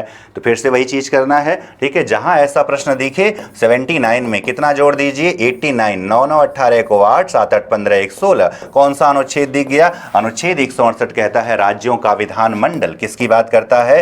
राज्य विधानमंडल की बात करता है। याद रखेंगे इस तथ्य को कि कहीं पर एक सदन, कहीं पे दो सदन। उत्तर प्रदेश जैसे राज्य, बिहार जैसे राज्य, ठीक है, कुछ राज्यों में यानी कि 6 राज्यों में कैसी सदन है? तो द्विसदनीय। कितने राज्यों में? 6 राज्यों में विधान परिषद भी है, अर्थात कितने सदन है? द्विसदन है। अगला प्रश्न, अनुसूचित जातियों और अनुसूचित जनजातियों के लिए एक राष्ट्रीय आयोग गठित करने का प्रावधान संविधान के किस अनुच्छेद के अंतर्गत किया गया है? ठीक है, तो पहले अनुच्छेद 338 कहता था कि अनुसूचित जातियों और अनुसूचित जनजातियों के लिए एक राष्ट्रीय प्राधिकारी की नियुक्ति की जाएगी। बाद में ठीक कहा गया कि एक आयोग बनाया जाएगा। फिर जो है 89वां संविधान संशोधन से एक अलग आयोग की बात की गई। तो 338 किसकी बात करता है? अनुसूचित जाति की। किसकी बात करता है? अनुसूचित जाति के अध्यक्ष की बात, आयोग की बात करता है। और वहीं पर 338 का एक किसकी बात करता है? अनुसूचित जनजाति आयोग की बात करता है। ठीक है, याद रखेंगे 338 का बी जो है वो पिछड़ा वर्ग आयोग से क्या है? संबंधित है। किससे संबंधित? पिछड़ा वर्ग आयोग से संबंधित। अगला प्रश्न, निम्न में से किस एक को भंग नहीं किया जा सकता परंतु समाप्त किया जा सकता है? तो राज्य की विधान परिषदें। लोकसभा भंग भी हो सकती है, ठीक है, राज्यसभा न भंग होगी न समाप्त होगी, राज्य विधानसभा भंग हो जाएगी, लेकिन राज्य विधान परिषद भंग तो नहीं होगी, लेकिन राज्यों के ही सुझाव पर इसे हटाया जा सकता है। राज्य विधान परिषद के गठन या सृजन की 169 में बात की गई है। कौन से अनुच्छेद से जुड़ा है? 169 से। क्या कहा गया है? कहा गया है कि यदि राज्य अपने विधानसभा के 2/3 बहुमत से यानी विशेष बहुमत से यह प्रस्ताव पारित कर दे कि हमें विधान परिषद का सृजन या गठन करना है, फिर इस प्रस्ताव को संसद के पास भेजा जाएगा। संसद जो है इसे साधारण बहुमत से पारित, यानी कि अधिकार किसके पास है, तो यह अधिकार ठीक है किसके पास, तो संसद के पास है। लेकिन पहले प्रस्ताव कहां आएगा, राज्य की विधानसभा में। किसके लिए, विधान परिषद। कितने राज्यों में है, 6 राज्यों में है। अगला प्रश्न, भारत में राज्य विधान पालिकाओं का उच्च सदन कौन सा। उच्च सदन हमेशा पढ़े लिखे वाले लोगों का समूह, यानी विधान परिषद की बात कर लिया जाए। अगला, मंत्रिपरिषद के संवैधानिक उत्तरदायित्व के संबंध में निम्नलिखित में से कौन सा कथन सही है। किसकी बात कर रहा है, कौन सा कथन सही है, तो केंद्रीय मंत्रिपरिषद सामूहिक रूप से लोकसभा के प्रति उत्तरदायी होता है। 75 के 3 में थोड़ी देर पहले ही चर्चा किया गया था। द्विसदनी विधायिका वाले राज्यों में राज्य मंत्रिपरिषद सामूहिक रूप से विधान परिषद के प्रति तो नहीं होंगे, तो ये गलत हो जाएगा। दूसरा गलत, पहला सही। जवाब हो जाए केवल एक हो जाए। अगला प्रश्न, नेक्स्ट क्या कह रहा है, विधानसभा के सदस्य बनने के लिए न्यूनतम आयु कितनी होनी चाहिए, तो 25 वर्ष होनी चाहिए। 21 वर्ष में कौन बन सकता है, तो स्थानीय निकायों के प्रतिनिधि चुनने यानी ग्राम प्रधान बनने के लिए, मेयर बनने के लिए उम्र 21 वर्ष चाहिए। विधायक बनने के लिए, सांसद बनने के लिए उम्र 25 वर्ष चाहिए। एमएलसी बनने के लिए और राज्यसभा सदस्य बनने के लिए उम्र 30 वर्ष होनी चाहिए।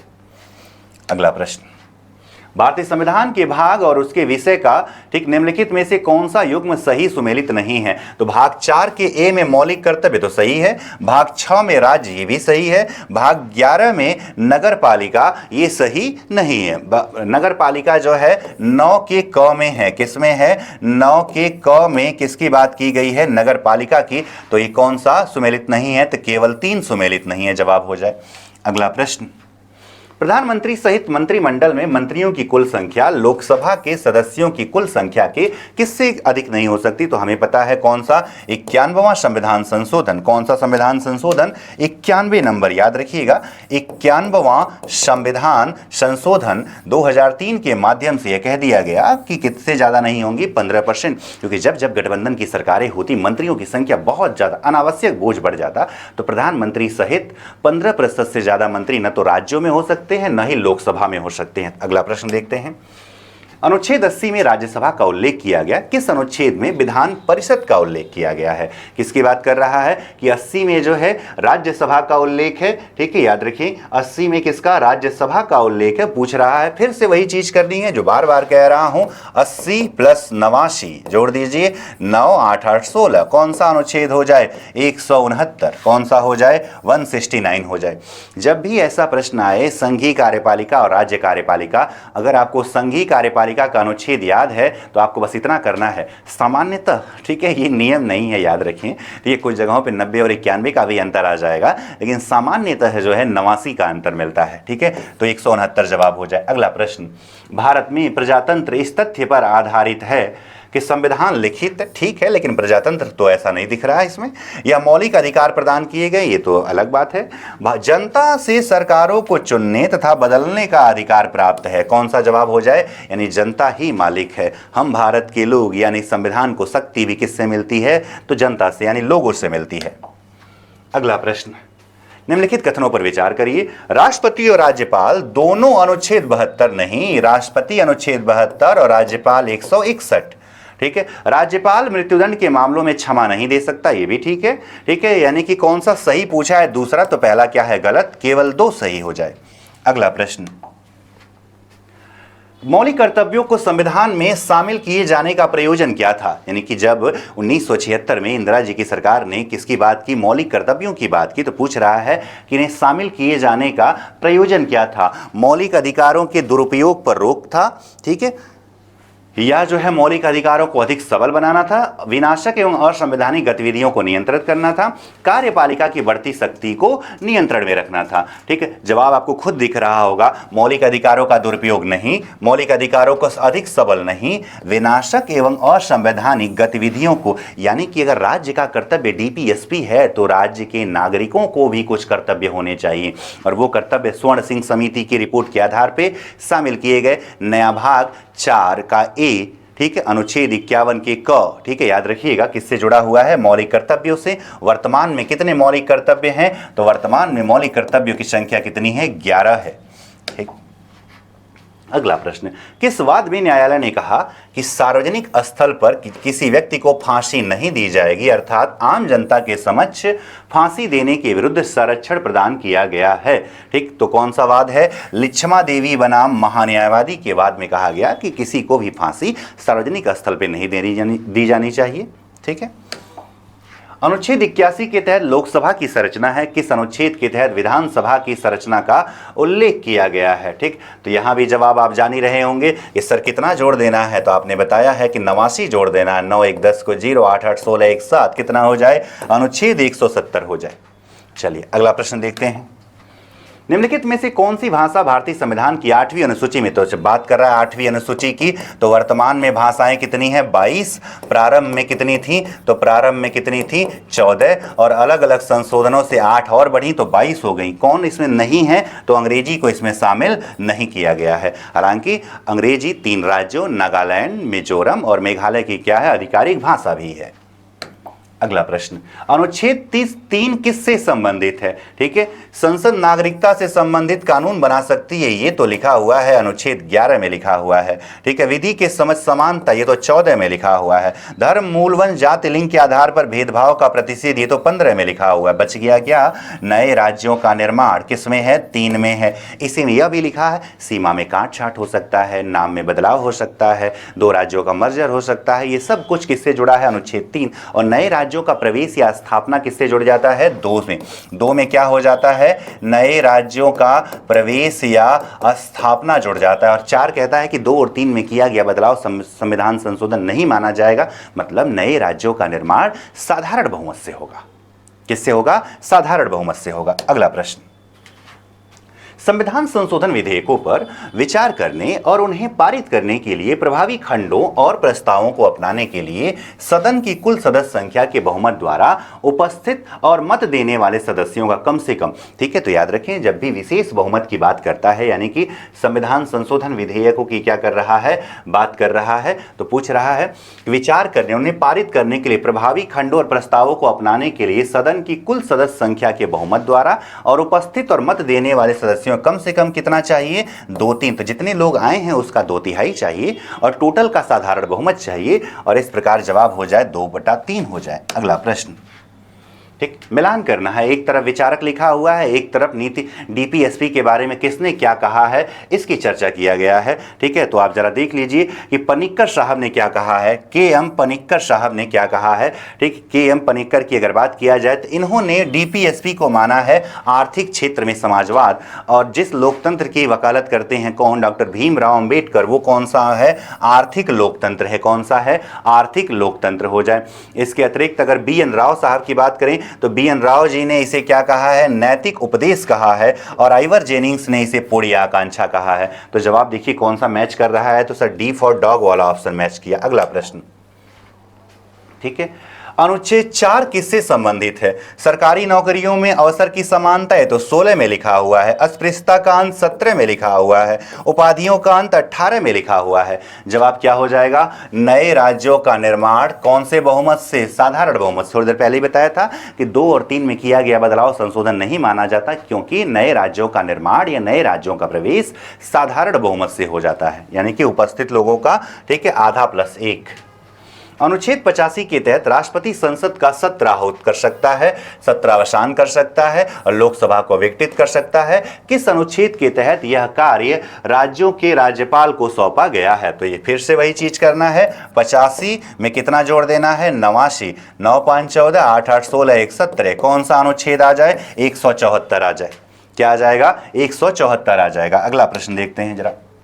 विभिन्न राजनीतिक दलों की स्वीकृति राष्ट्रीय पार्टी अथवा प्रादेशिक पार्टी के रूप में कौन प्राप्त? तो राष्ट्रीय यानी कि ये सारा काम किसका है? चुनाव आयोग का है, कि पार्टियों को चुनाव चिन्ह देना या उनको राष्ट्रीय स्तर का दर्जा देना, क्षेत्रीय स्तर का दर्जा देना, ये सब कुछ जिम्मेदारी किसकी है? तो चुनाव आयोग की है।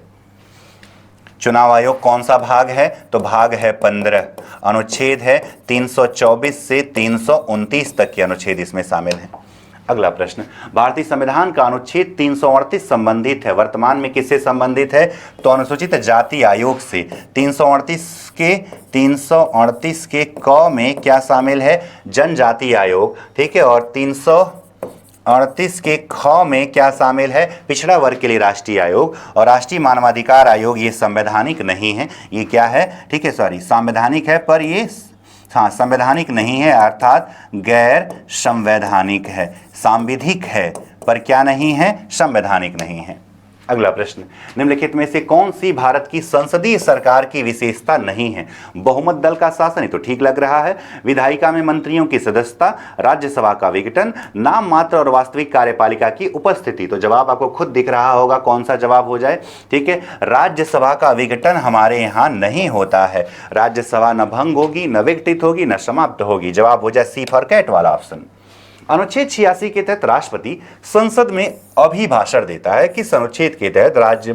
राज्यपाल विधानमंडल में अभिभाषण देगा। ठीक है, तो जवाब फिर से वही करना है कि 86 में कितना जोड़ दिया जाए? सर 89 जोड़ दिया जाए। 9 6 15 हो जाए, 8 8 16 1 17 हो जाए। कौन सा अनुच्छेद? 175। अभिभाषण का मतलब होता है, ठीक है, कि राष्ट्रपति अपनी सरकार की पिछले वर्ष की उपलब्धियों और अगले वर्ष के बारे में यानी चर्चा करते हैं कि किस तरह से नए भारत की हम क्या करेंगे, परिकल्पना। यही अभिभाषण यानी प्रशंसा किया जाता है। ठीक है, अनुच्छेद 175 हो जाए।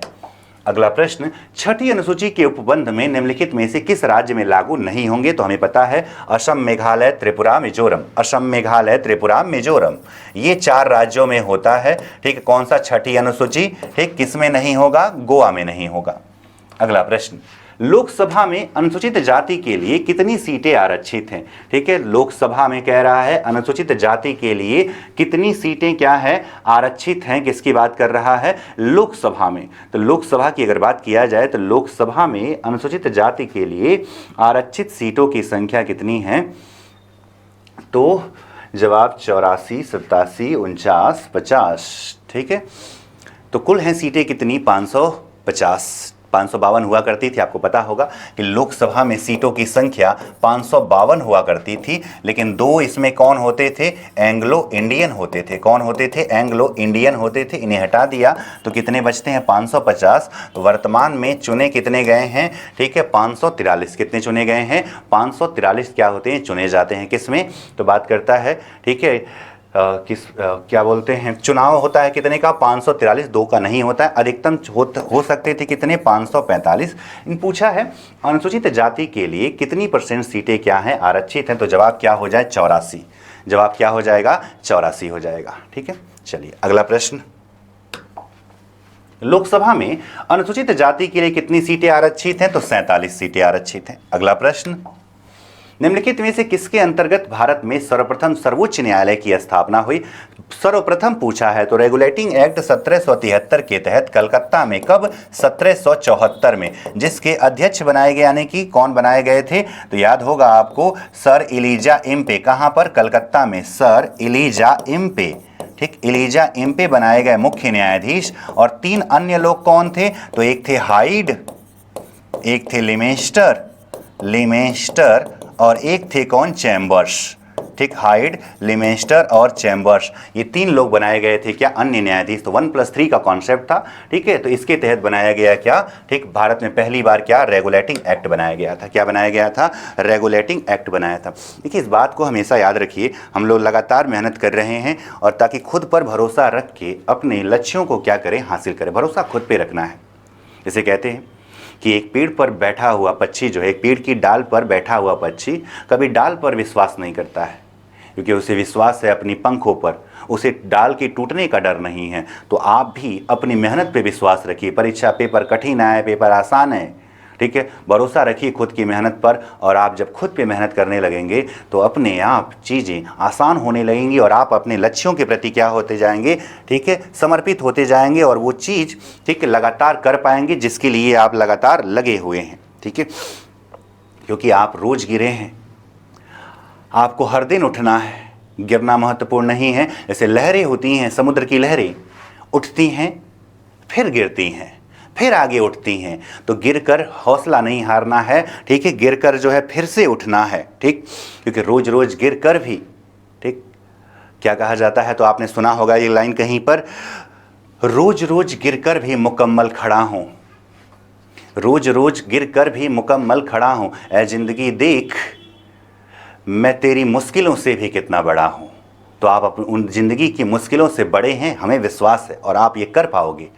तो इसी उद्देश्यों से अपने लक्ष्य की तरफ लगे रहिए। चलिए जरा देखा जाए अगले सवालों की तरफ। कह रहा है गुजरात से कितने सांसद लोकसभा के लिए निर्वाचित किए जाते हैं? किसकी बात कर रहा है? गुजरात से। तो गुजरात से कितने सांसद लोकसभा के लिए निर्वाचित किए जाते हैं? तो जवाब है कितने? 26। कितने हैं? 26 है।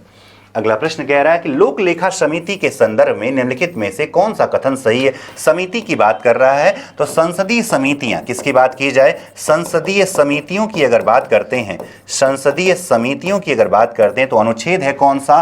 तो अनुच्छेद है सर 118, जिसमें दो प्रकार की समितियां होती हैं। एक समिति जिनको हम कहते हैं अस्थाई, और एक होती है कौन? तदर्थ, यानी जो कार्य विशेष के लिए बनाई जाए। अस्थाई में आप 3 के प्रमुख नाम से जानते हैं। एक होता है लोक लेखा समिति, एक जो है प्राक्कलन समिति, ठीक, और एक सार्वजनिक उपक्रम समिति। इन 3 की चर्चा ज्यादा किया जाता है, ठीक। सार्वजनिक उपक्रम समिति की जाती है। तो यहाँ पूछा है कि लोक लेखा समिति अपनी रिपोर्ट लोकसभा को सौंपती है। लोक लेखा समिति में राज्यसभा के 15 सदस्य होते हैं, ठीक है। आपको उत्तर बताना है। तो अपनी रिपोर्ट लोकसभा को नहीं बल्कि राष्ट्रपति को सौंपता है, इसको भी याद रखिएगा। और लोक लेखा समिति में 15 नहीं बल्कि 10 होंगे। कहां से? ठीक है, तो राज्यसभा से। तो यानी कि पहला भी गलत, दूसरा भी गलत, ना तो 1 और न ही 2। अगला प्रश्न, रिक्त स्थान भरना है। कह रहा है अनुच्छेद 249 के तहत राज्यसभा की विशेष शक्ति उसे संसद को कौन सी सूची के विषय पर, यानी कि ऐसा कोई मामला जो राष्ट्रहित से जुड़ा हो और विषय लेकिन राज्य सूची का है, तो यह राज्यसभा अगर विशेष शक्ति के तहत एक उस विषय पर कानून बनाने के लिए संसद को अधिकृत कर सकती है। कौन सा विषय? राज्य सूची का विषय। अगला प्रश्न, अंतरिम सरकार में मंत्री अभी थोड़ी देर पहले ही बताया था कौन? ठीक है, जगजीवन राम। कौन हो जाए? जगजीवन राम को बनाया गया था। अगला प्रश्न देखते हैं, भारतीय संविधान की किस अनुसूची में अनुसूचित क्षेत्रों और अनुसूचित जनजातियों के प्रशासन और नियंत्रण के संबंध में प्रावधान किया गया है? किसकी बात कर रहा है? अनुसूचित क्षेत्रों और अनुसूचित जनजातियों। तो हमें पता है सर, चौथी में तो क्या है? राज्यसभा में सीटों का बंटवारा है, राज्यसभा में सीटों का आवंटन चौथी में है। 7वीं में क्या है? शक्तियों का विभाजन है, शक्तियों का विभाजन। 6ठी में क्या है? तो असम मेघालय, असम मेघालय त्रिपुरा मिजोरम, असम मेघालय त्रिपुरा मिजोरम की बात की गई है, ठीक है, याद रखिएगा। 5वीं बात करता है किसके? कि अनुसूचित क्षेत्रों और अनुसूचित जनजातियों के प्रशासन और नियंत्रण के संबंध में कौन सा प्रावधान है? तो 5वीं अनुसूची में किया गया है। अगला प्रश्न, भारत में किस प्रकार की शासन व्यवस्था अपनाई गई है? अमेरिकी अध्यक्षात्मक, ब्रिटिश संस्थात्मक, फ्रांसीसी, सामूहिक मंत्रिमंडल। तो कौन सा? ब्रिटिश की यानी कैबिनेट प्रणाली हमने अपनाया है, जो कहां से लिया है? ब्रिटेन से लिया है। उम्मीद है क्लास आपको समझ में आ रही होगी। याद रखिए, ये आपके यूपीएसआई की परीक्षा के लिए बहुत ही ज़्यादा महत्वपूर्ण होने वाले हैं। खाकी सीरीज की जितने भी वीडियो आपको मिलेंगे, ठीक, जितने भी वीडियो मिलेंगे वो सारे वीडियो आपके लिए बहुत ज़्यादा महत्वपूर्ण हैं। अभी होली की छुट्टी होने वाली है, ठीक है, लेकिन याद रखिए आप कहीं भी रहिए, उम्मीद तो यही करूँगा कि आप होली में खुद को व्यस्त नहीं रखेंगे, ठीक है। होली त्यौहार है, एक प्रमुख त्यौहार है, आप गले मिलिए एक थोड़ा टाइम निकाल कर, ठीक है, लेकिन बहुत ज़्यादा समय बर्बाद नहीं करना है, ठीक। दोस्तों के साथ बाइक पे घूमने चले गए, हुड़दंग करने चले गए, ठीक है, इतना समय नहीं है। 14 मार्च, 15 मार्च, ठीक, आज 1 मार्च है, 1 मार्च के शाम 6 बज रहे हैं, 7 बज रहे हैं, ठीक है, 1 घंटा हो गया हम लोग को पढ़ाते हुए, ठीक है, 7 बज रहे हैं। तो इस बात को ध्यान में रखिएगा, आप समय नहीं है, तो उम्मीद यही करता हूं कि आप अपना होली में ज़्यादा समय नहीं बर्बाद कर, होली खेलिएगा, मैं ये नहीं कह रहा हूं, क्योंकि प्रमुख त्यौहार है जीवन में खुशियों का। तो इसी खुशियों को, इन्हीं खुशियों को अपने जीवन में भरना है, इन्हीं रंगों को अपने जीवन में भरना है, तो 14 तारीख वाली परीक्षा अच्छे से कर लीजिएगा।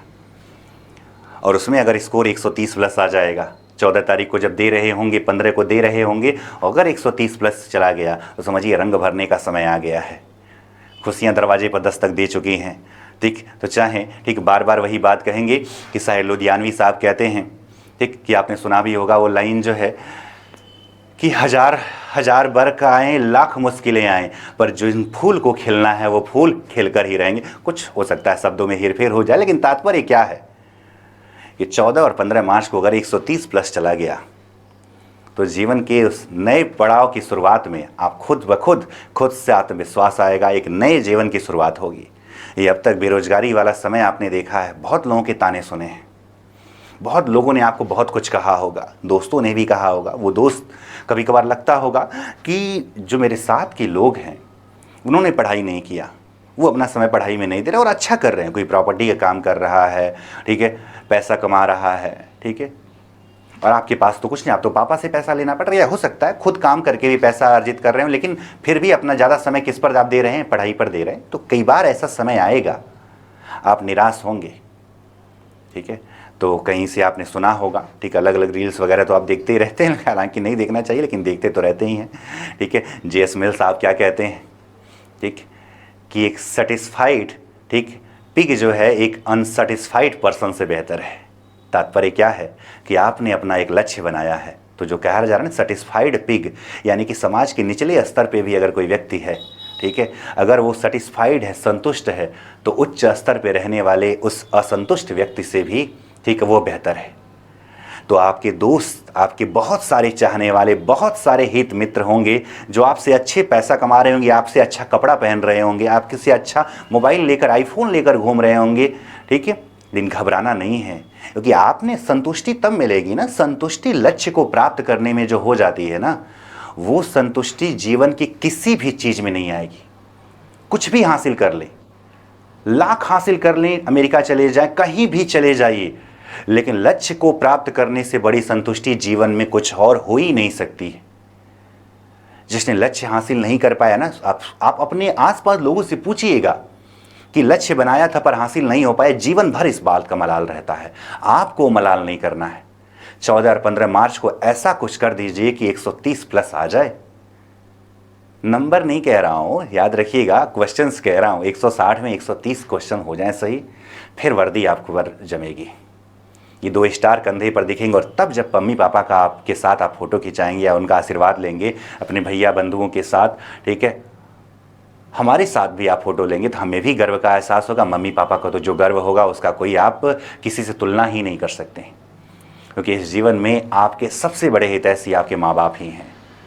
सब बदल जाएंगे, ठीक है, जैसे मौसम बदलता है वैसे सब रिश्ते बदल जाएंगे, लेकिन माँ और पिता का प्यार जो है, ठीक है, ये आपके लिए हमेशा रहेगा। हो सकता है डांट भी देते होंगे पापा कभी कभार, लेकिन याद रखिए उन डांट में भी उनकी प्यार छुपी है। चलिए आगे देखते हैं जरा अगले सवालों की तरफ। ठीक, क्या कह रहा है, किस मामले में सुप्रीम कोर्ट ने कहा कि निशुल्क विधिक सहायता पाना मौलिक अधिकार है। ठीक, इसकी बात कर रहा है, निशुल्क विधिक सहायता मौलिक अधिकार की बात कर रहा है। तो पहली बात, ये कहां पे लिखा है, तो सर अनुच्छेद 21 में भी लिखा हुआ है और इसके साथ साथ 39 के क में भी लिखा हुआ है। मामला है कौन सा, MS हॉस्काट बनाम महाराष्ट्र राज्य में। यदि किसी के पास वकील करने के लिए पैसा नहीं है तो ये उसका मौलिक अधिकार है कि भारत यानी कि संघ जो है उसके लिए वकील की क्या करे, व्यवस्था करे। बाकी भारत संघ बनाम नवीन जिंदल, ये आपको याद होगा ना, ये मामला 2004 वाला, तिरंगा झंडा फहराने के लिए। आज जो आप कहीं पे भी तिरंगा झंडा फहरा लेते हैं, इसी केस की बदौलत, भारत संघ बनाम नवीन जिंदल। अन्यथा 2 अक्टूबर, 15 अगस्त और 26 जनवरी के अलावा, ठीक, प्रत्येक स्थानों पे झंडा, राष्ट्रीय झंडा फहराना, ठीक है, अपराध, यानी कि वो अनुमति नहीं थी उसकी। चलिए अगला प्रश्न देखते हैं, 110 नंबर। अनुच्छेद 87 के तहत राष्ट्रपति संसद में विशेष अभिभाषण देता है। किस अनुच्छेद के तहत राज्यपाल विधानमंडल में विशेष अभिभाषण देगा? तो फिर से वही करना है, क्या करना है सर, तो 87 में जोड़ना है कितना, तो सर 87 में जोड़ना है 89, आ जाएगा कितना, 9 7 16, 8 8 16 1 17। कौन सा अनुच्छेद हो जाए, 176 हो जाए। अगला प्रश्न, जो विधेयक नया कर लगाता है उसे केंद्र में कौन से विधेयक के रूप में, तो आप जानते हैं नया कर, उधार, ये सब किससे जुड़ा हुआ है, धन विधेयक। कौन सा अनुच्छेद, 109 और कौन सा 110। 109 में क्या है, पहचान है, और 110 में क्या है, धन विधेयक की परिभाषा है। तो ये जो नया कर वाली बात किस में लिखी है, 110 में लिखा हुआ है। अगला प्रश्न, संसद के प्रत्येक सदन के सचिवालय का प्रमुख कौन होता है? खुद ही लिखा हुआ है, सदन के सचिवालय का प्रमुख कौन होता है, तो सचिव किसमें जुड़ा है सर, महासचिव में जुड़ा हुआ है। अगला प्रश्न, उपचुनाव कराया जाता है कब, उपचुनाव कब, ठीक है, जब किसी सदस्य की आकस्मिक मृत्यु हो जाए या कोई सीट खाली हो जाए, ठीक है, और 6 माह से कम समय बचा हुआ है, ठीक है, चुनाव की, अगर 6 माह से ज़्यादा समय बचा हुआ है अगले चुनाव के लिए, तब उपचुनाव कराया जा सकता है, अर्थात कभी भी कराया जा सकता है। अगला प्रश्न, निम्नलिखित का सही कालानुक्रम अनुक्रम लगाना है आपको, ठीक है, निम्नलिखित को सही क्रम से क्या करना है, लगाना है आपको, ठीक है। तो देखा जाए इसमें एक गोपालनवाद, तो सर ये 1950-51 से जुड़ा हुआ है, ठीक है। दूसरे की अगर बात कर दिया जाए, ठीक है, किसकी बात कर लिया जाए, केशवानंद भारती की अगर बात कर लिया जाए तो 1973 से जुड़ा हुआ है। आपातकाल की बात करें तो 1975 से जुड़ा हुआ है और 42वां संविधान संशोधन 1976 से जुड़ा होगा। आप खुद ही उत्तर लगा सकते हो। 2 4 3 1 किस में मिल गया सर, सी फॉर कैट वाले ऑप्शन में मिल गया। अगला प्रश्न, संविधान के अनुच्छेद 5 किससे संबंधित है, तो भाग है 2, अनुच्छेद है 5 से 11 और 5 कहता है संविधान के प्रारंभ पर नागरिकता, यानी कि वो लोग जो देश की आज़ादी के समय भारत के नागरिक हैं और पिछले ठीक कुछ वर्षों से कहाँ रह रहे हैं, भारत में रह रहे हैं, उनका अधिवास कहाँ है, भारत में है, वो सभी लोग क्या माने जाएंगे, भारत के नागरिक। तो इसे ही कहते हैं संविधान के प्रारंभ पर नागरिकता। वैसे ये डेट याद रखिए, ये कौन से डेट को माना जाता है, तो 26 नवंबर 1949, उसी दिन संविधान ठीक बनकर तैयार हुआ था और नागरिकता के प्रावधान लागू कर दिए गए थे। अगला प्रश्न, संविधान के किस अनुच्छेद के द्वारा पृथक अनुसूचित जनजाति आयोग का, थोड़ी देर पहले ही बता चुका हूं, 338 का क, 38 में क्या है, अनुसूचित जाति आयोग है, अनुसूचित जाति आयोग है। ठीक, किसमें, ठीक 338 में। और 38 के क में क्या है, तो 38 के क में है जनजाति आयोग। अंतर सिंह आर्य वर्तमान में कौन है, अंतर सिंह आर्य अध्यक्ष हैं। भारत सरकार अधिनियम 1919 ने केंद्रीय विधायिका को द्विसदनी बनाया, जिसमें राज्य परिषद और क्या शामिल था, किसकी बात कर रहा है, ठीक है, तो याद रखें तब इसे क्या कहते थे, लोकसभा नहीं बल्कि केंद्रीय विधानसभा कहा जाता था। तो जवाब हो जाए ए फॉर एप्पल वाला ऑप्शन। अनुच्छेद 88 के तहत महान्यायवादी संसद में बैठ सकता है, भाषण दे सकता है, प्रश्न पूछ सकता है, ठीक है, लेकिन किसी विधेयक पर मतदान नहीं कर सकता। किस अनुच्छेद के तहत महाधिवक्ता विधानसभा विधान परिषद में बैठ सकता है, भाषण दे सकता है और पूछ सकता है। लेकिन पहली बात कि भारत के वर्तमान में महान्यायवादी कौन है, तो शायद नाम जानते होंगे, आर वेंकट रमणी है। कौन है, आर वेंकट रमणी। कौन से अनुच्छेद के तहत नियुक्ति होती है, 76 के तहत। कौन करता है, राष्ट्रपति करता है। कौन करता है, राष्ट्रपति करता है। तो पूछा है किसकी बात की जा रही है, कौन से अनुच्छेद के तहत राज्यों में महाधिवक्ता भी ऐसा कर सकता है, ठीक है। तो जवाब देख लिया जाए, जवाब हो जाए कौन सा अनुच्छेद, 177। कौन सा, 177। सर वही करना था क्या, बिल्कुल वही करना था। 88 में कितना ऐड कर देना है, 89, 9 8 17, 8 8 16 1 17। क्या जवाब हो जाए, 177 हो जाए। अगला प्रश्न, मिलान करना है। अनुच्छेद 17 अस्पृश्यता का अंत से, 19 स्वतंत्रता अधिकार से, 21 का ए शिक्षा का अधिकार से, 24 कारखानों आदि में बालकों के नियोजन पर रोक। ए में 3 हो जाए, बी में 1 हो जाए। कौन सा प्रश्न दिख रहा है, तो सर सी फॉर कैट वाला दिख रहा है। अगला प्रश्न देखते हैं क्या कह रहा है। अनुच्छेद 102 के तहत संसद के लिए अयोग्यताओं का उल्लेख किया गया है। किस अनुच्छेद के तहत विधानमंडल के सदस्यता के लिए अयोग्यताओं का उल्लेख किया गया है, ठीक है। तो फिर से वही कर दीजिए सर, क्या कर दिया जाए, 102 में 89 जोड़ दीजिए, कितना आ जाएगा, 191 आ जाएगा। जवाब हो जाए सी वाला ऑप्शन। अगला प्रश्न, वित्तीय आपातकाल के दौरान न्यायाधीशों के वेतन में, ठीक है, कटौती कौन करेगा, राष्ट्रपति की, प्रधानमंत्री की, चीफ जस्टिस के, वित्त आयोग, ठीक है। तो जल्दबाजी में आप वित्त आयोग लगा सकते हैं, लेकिन याद रखिए कौन करने, किसको अधिकार है, ये राष्ट्रपति को अधिकार प्राप्त है। किसको, राष्ट्रपति को। अगला प्रश्न, निम्नलिखित में से कौन सा संघ सूची का विषय नहीं है। विदेशी ऋण तो संघ का है, डाकघर भी संघ का है, अंतर्राज्यीय व्यापार भी है। कौन नहीं है, कृषि आय पर कर। कृषि आय पर संघ नहीं बल्कि राज्य कर लगाता है, याद रखेंगे। किस अनुच्छेद के तहत 2 या 2 से अधिक राज्यों के लिए उनकी सहमति से विधि बनाने की शक्ति संसद को प्राप्त होती है। वैसे 249 में, ठीक है, राज्य सूची के, राज्यसभा के कहने पर संघ जो है राज्य सूची के विषय पे कानून बना सकता है, लेकिन यहां पूछा है कि 2 या 2 राज्य कह रहे हैं, कौन से अनुच्छेद में कहते हैं, 252। कौन सा, 252 से। अगला प्रश्न, 42वें संविधान संशोधन द्वारा भारतीय संविधान की प्रस्तावना में निम्नलिखित में से कौन से शब्द जोड़े गए थे, समाजवादी कि पंथ निरपेक्ष कि संप्रभुता। थोड़ी देर पहले भी इसका उत्तर दे चुका हूं, अगर आप बताना चाहेंगे तो खुद ही उत्तर बता सकते हैं, क्योंकि उत्तर इसका मैं बता चुका हूं। क्या क्या जोड़ा गया था, समाजवादी, धर्मनिरपेक्ष, यानी कि 1 और 2। कौन सा ऑप्शन हो जाए, बी फॉर बॉल वाला ऑप्शन हो जाए। अगला प्रश्न देखेंगे जरा, राजस्थान से कितने सांसद लोकसभा के लिए निर्वाचित किए जाते हैं, किसकी बात कर रहा है, राजस्थान से। तो राजस्थान से सांसद कितने किए जाते हैं, 25। कितने, 25। सबसे ज्यादा कहां, उत्तर प्रदेश में, कितने, 80, ठीक। अगला प्रश्न, राज्य समितियों के लिए सामूहिक उत्तरदायित्व खंड अनुच्छेद कौन से में दिया गया है, किसकी बात कर रहा है? ठीक है, वह देखिए एक बार मंत्री परिषद लिख देता तो आसान हो जाता, राज्य समिति लिखा है, क्यों? ताकि आप कंफ्यूज हो जाएं। ठीक है, याद होगा आपको सामूहिक उत्तरदायित्व तो 75 के 3 में था, तो 75 में 89 जोड़ेंगे कितना आ जाएगा?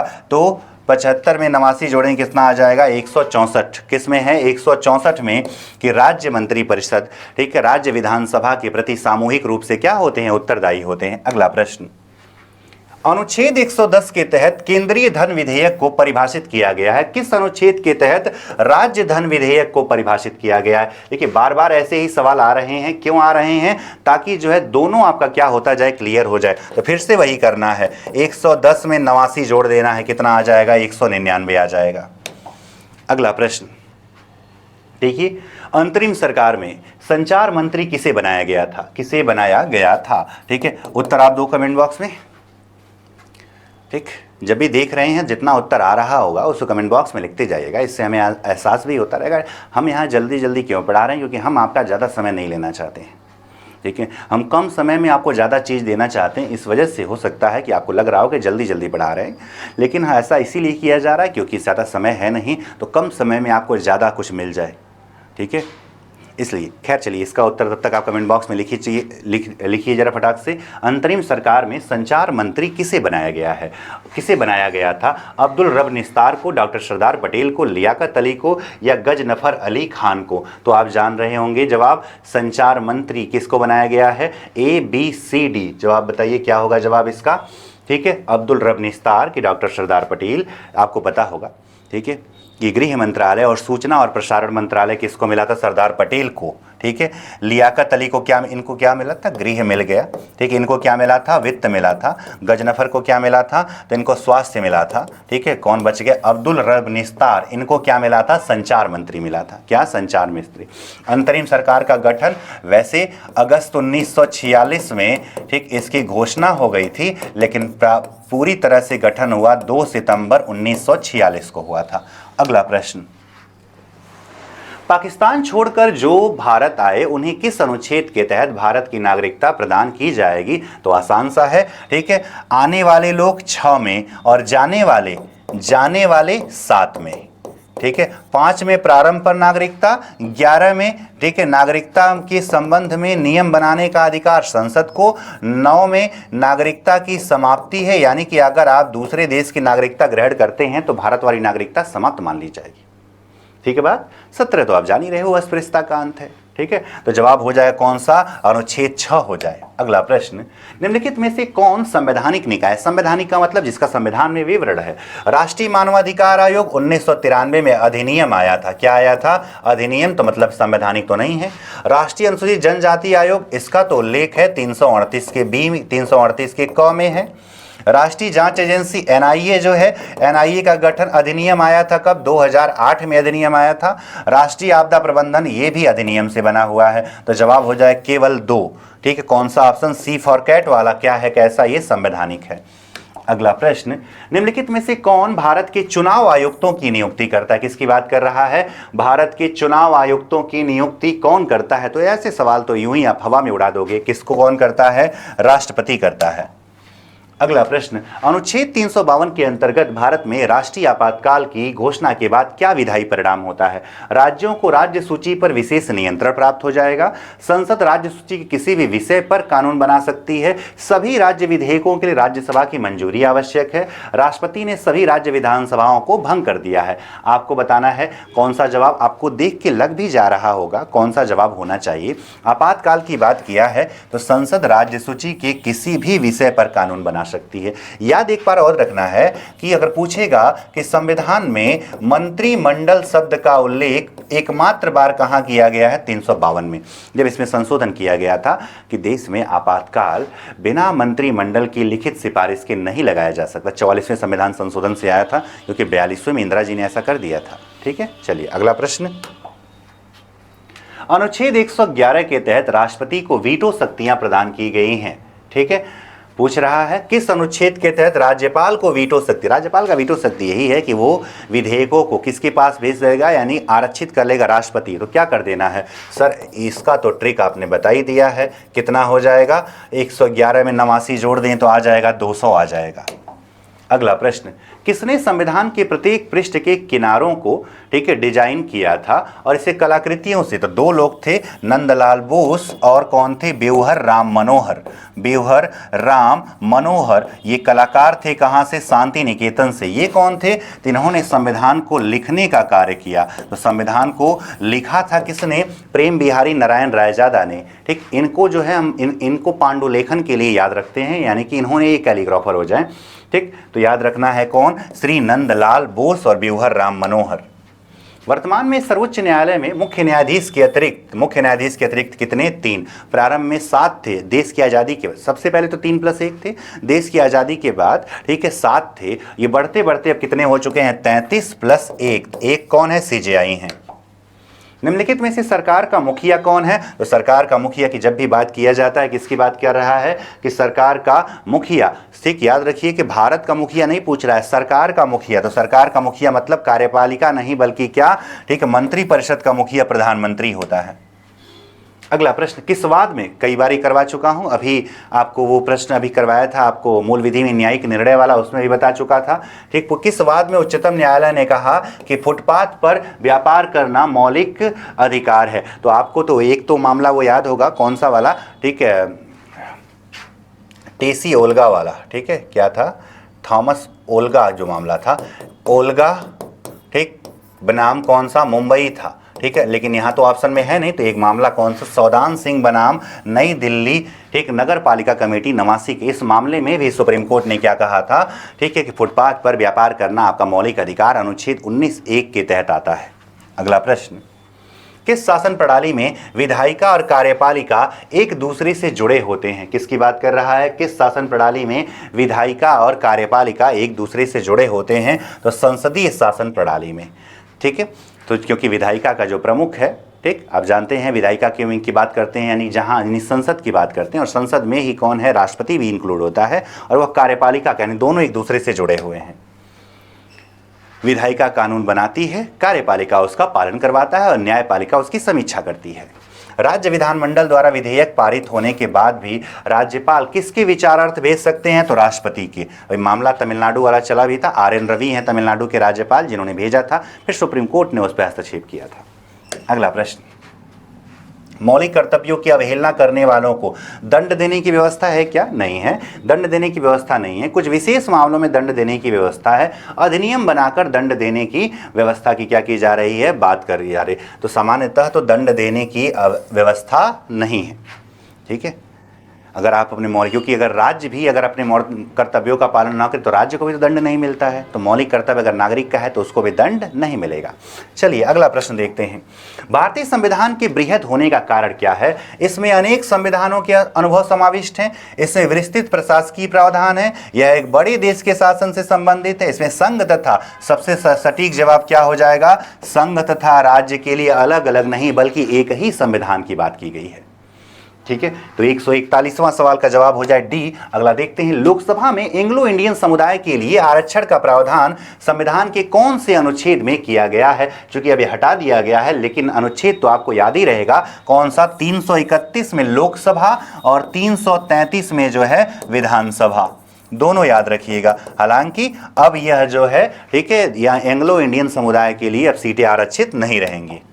अगला प्रश्न, न्याय कौन सा फजल अली आयोग, फजल अली आयोग की बात है, मतलब कौन सा आयोग है, राज्य पुनर्गठन आयोग। कौन से गठन की बात कर रहे हैं, राज्य पुनर्गठन आयोग की बात कर रहे हैं। साल था कौन सा, 1953, और फजल अली के आयोग के अध्यक्ष सदस्य में KM पन्नीकर साहब थे।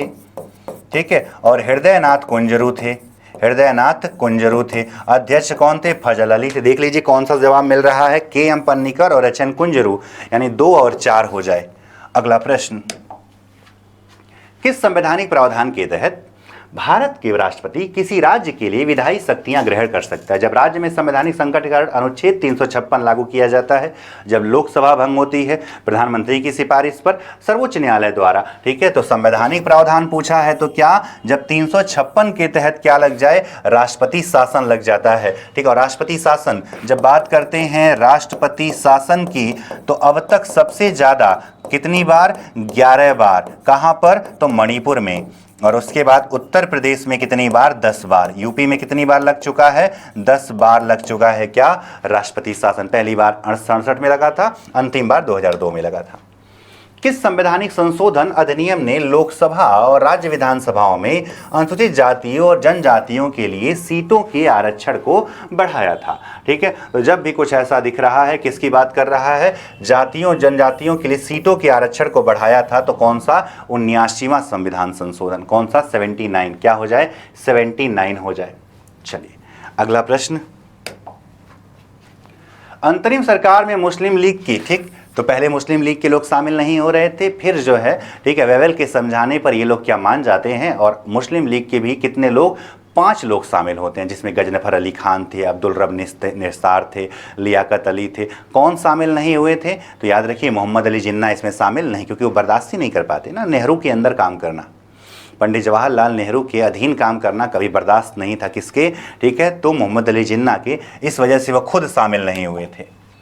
किस शासन प्रणाली में एकल कार्यपालिका पाई जाती है, किसकी बात कर रहा है, कौन से शासन, तो आप समझ ही सकते हैं। ठीक है, किस, कहां पे, अध्यक्षात्मक शासन प्रणाली में, यानी यहां प्रधानमंत्री नहीं बल्कि सिर्फ राष्ट्रपति। जैसे अमेरिका, जैसे कौन सा देश, संयुक्त राज्य अमेरिका। तो क्या यूएसए में कहीं प्रधानमंत्री का नाम सुना है, नहीं सुना होगा। अगला, निम्नलिखित में से कौन सी संसदीय प्रणाली की विशेषता है, एक तंत्र नहीं, ठीक है, गैर जिम्मेदार सरकार नहीं, संकीर्ण प्रतिनिधि नहीं, विधायिका और कार्यपालिका के बीच सामंजस्य। क्या हो जाए, ठीक है, विधायिका और कार्यपालिका के बीच सामंजस्य, ये बात कर रहे हैं। अगला प्रश्न, राज्यसभा में सदस्यों से अधिक नहीं होना चाहिए, राज्यसभा में सदस्यों से अधिक नहीं होना चाहिए। अच्छा, अधिकतम सदस्य पूछ रहा है तो कितना हो जाएगा, 250। वर्तमान में कितना, 245। अधिकतम, जवाब क्या हो जाएगा, डी वाला, अधिकतम पूछ रहा है। अगला प्रश्न, पिट्स इंडिया एक्ट 1784 के तहत कंपनी की राजनीति की निगरानी के लिए 6 सदस्यों की एक संस्था बनाई गई। पूछ रहा है उस संस्था को क्या कहा जाता है, तो आप जान ही रहे होंगे, बोर्ड ऑफ कंट्रोल, यानी कि क्या, नियंत्रण बोर्ड बनाया गया था। कौन से एक्ट से, पिट्स इंडिया एक्ट 1784 के माध्यम से। अगला प्रश्न, उत्तराखंड से कितने सांसद लोकसभा के लिए निर्वाचित किए जाते हैं, कहां की बात कर रहा है, उत्तराखंड से कितने सांसद लोकसभा के लिए, तो कितने सांसद, 5 सांसद लोकसभा के लिए निर्वाचित किए जाते हैं। जम्मू से भी 5 होते हैं। किस शासन प्रणाली में दोहरी कार्यपालिका पाई जाती है, पूछ रहा है कौन से शासन प्रणाली में दोहरी कार्यपालिका, तो जैसा अपने यहाँ ही जान रहे हैं, दोहरी कार्यपालिका का तात्पर्य है कि संघ में अलग, राज्यों में अलग। ठीक है, ठीक, तो कौन सा प्रणाली, संसदीय शासन प्रणाली की विशेषता है। भारतीय संविधान का अनुच्छेद 326 किससे संबंधित है, 326, 324 से 29 के बीच में आएगा, यानी कि चुनाव आयोग से जुड़ा हुआ है। तो आप देख लीजिए कौन सा चुनाव दिख रहा है, गठन, तो गठन तो सर 324 में है। ठीक है, वित्त आयोग तो 280 में है। बच गया क्या, वयस्क मताधिकार के आधार पर लोकसभा और विधानसभाओं के लिए निर्वाचन। ठीक है, और 325 से मतदाता सूची है और उसके आधार पर लोग वोट डालेंगे। और कौन से कौन से लोग वोट डालेंगे, जिनकी उम्र 18 वर्ष से ज़्यादा की हो जाए। ठीक है, अगला प्रश्न, जो भारत का साथ नहीं दिया, पाकिस्तान चले गए, किस अनुच्छेद के तहत भारत की नागरिकता समाप्त हो जाती है, यानी कि वो पाकिस्तान जाने वाले लोगों की नागरिकता की समाप्ति किस में लिखा गया है, आर्टिकल 7 में लिखा गया है। 21 में क्या है, तो प्राण और दैहिक है। 23 में क्या है, ठीक है, तो 23 में बधुआ मजदूरी है। ठीक है, यानी कि बलात् श्रम है। 24 में क्या है, तो बाल मजदूरी है, यानी बाल श्रम हो जाए। अगला प्रश्न, उच्चतम न्यायालय के न्यायाधीशों की संख्या में वृद्धि करने की शक्ति, उच्चतम न्यायालय कह रहा है, तो उच्चतम न्यायालयों के संख्या में वृद्धि करने की शक्ति संसद के पास है। राष्ट्रपति किसकी संख्या वृद्धि कर सकता है, तो उच्च न्यायालय के न्यायाधीशों की संख्या में वृद्धि कौन करेगा, राष्ट्रपति। लेकिन सर्वोच्च न्यायालय में कौन करेगा, संसद करेगा। निम्नलिखित में से कौन सा अनुच्छेद राज्य विधानसभाओं में, थोड़ी देर पहले ही बता चुका हूं, 333। ठीक है, जवाब क्या हो जाए, 333। कौन सा जवाब हो जाए, 333 हो जाए। ठीक, 334 की वो लाइन याद आती है, याद रखिएगा।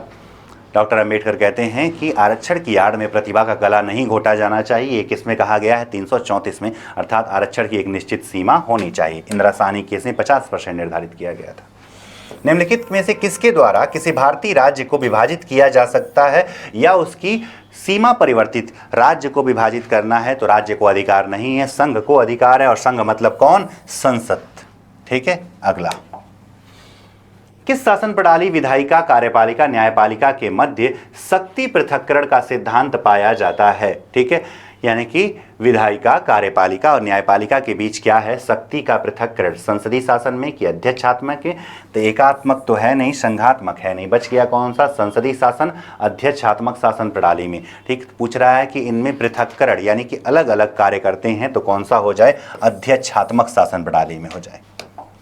अगला, सुमेल करना है। किसको सुमेल करना है? तो वित्त आयोग। वित्त आयोग मतलब कौन सा अनुच्छेद है? 280। और जब प्रथम कहता है प्रथम वित्त आयोग के अध्यक्ष, तो याद रखिएगा के.सी. नियोगी। किसको याद रखना है? के.सी. नियोगी। यहां मिलान करना है। चलिए मिला के देख लिया जाए।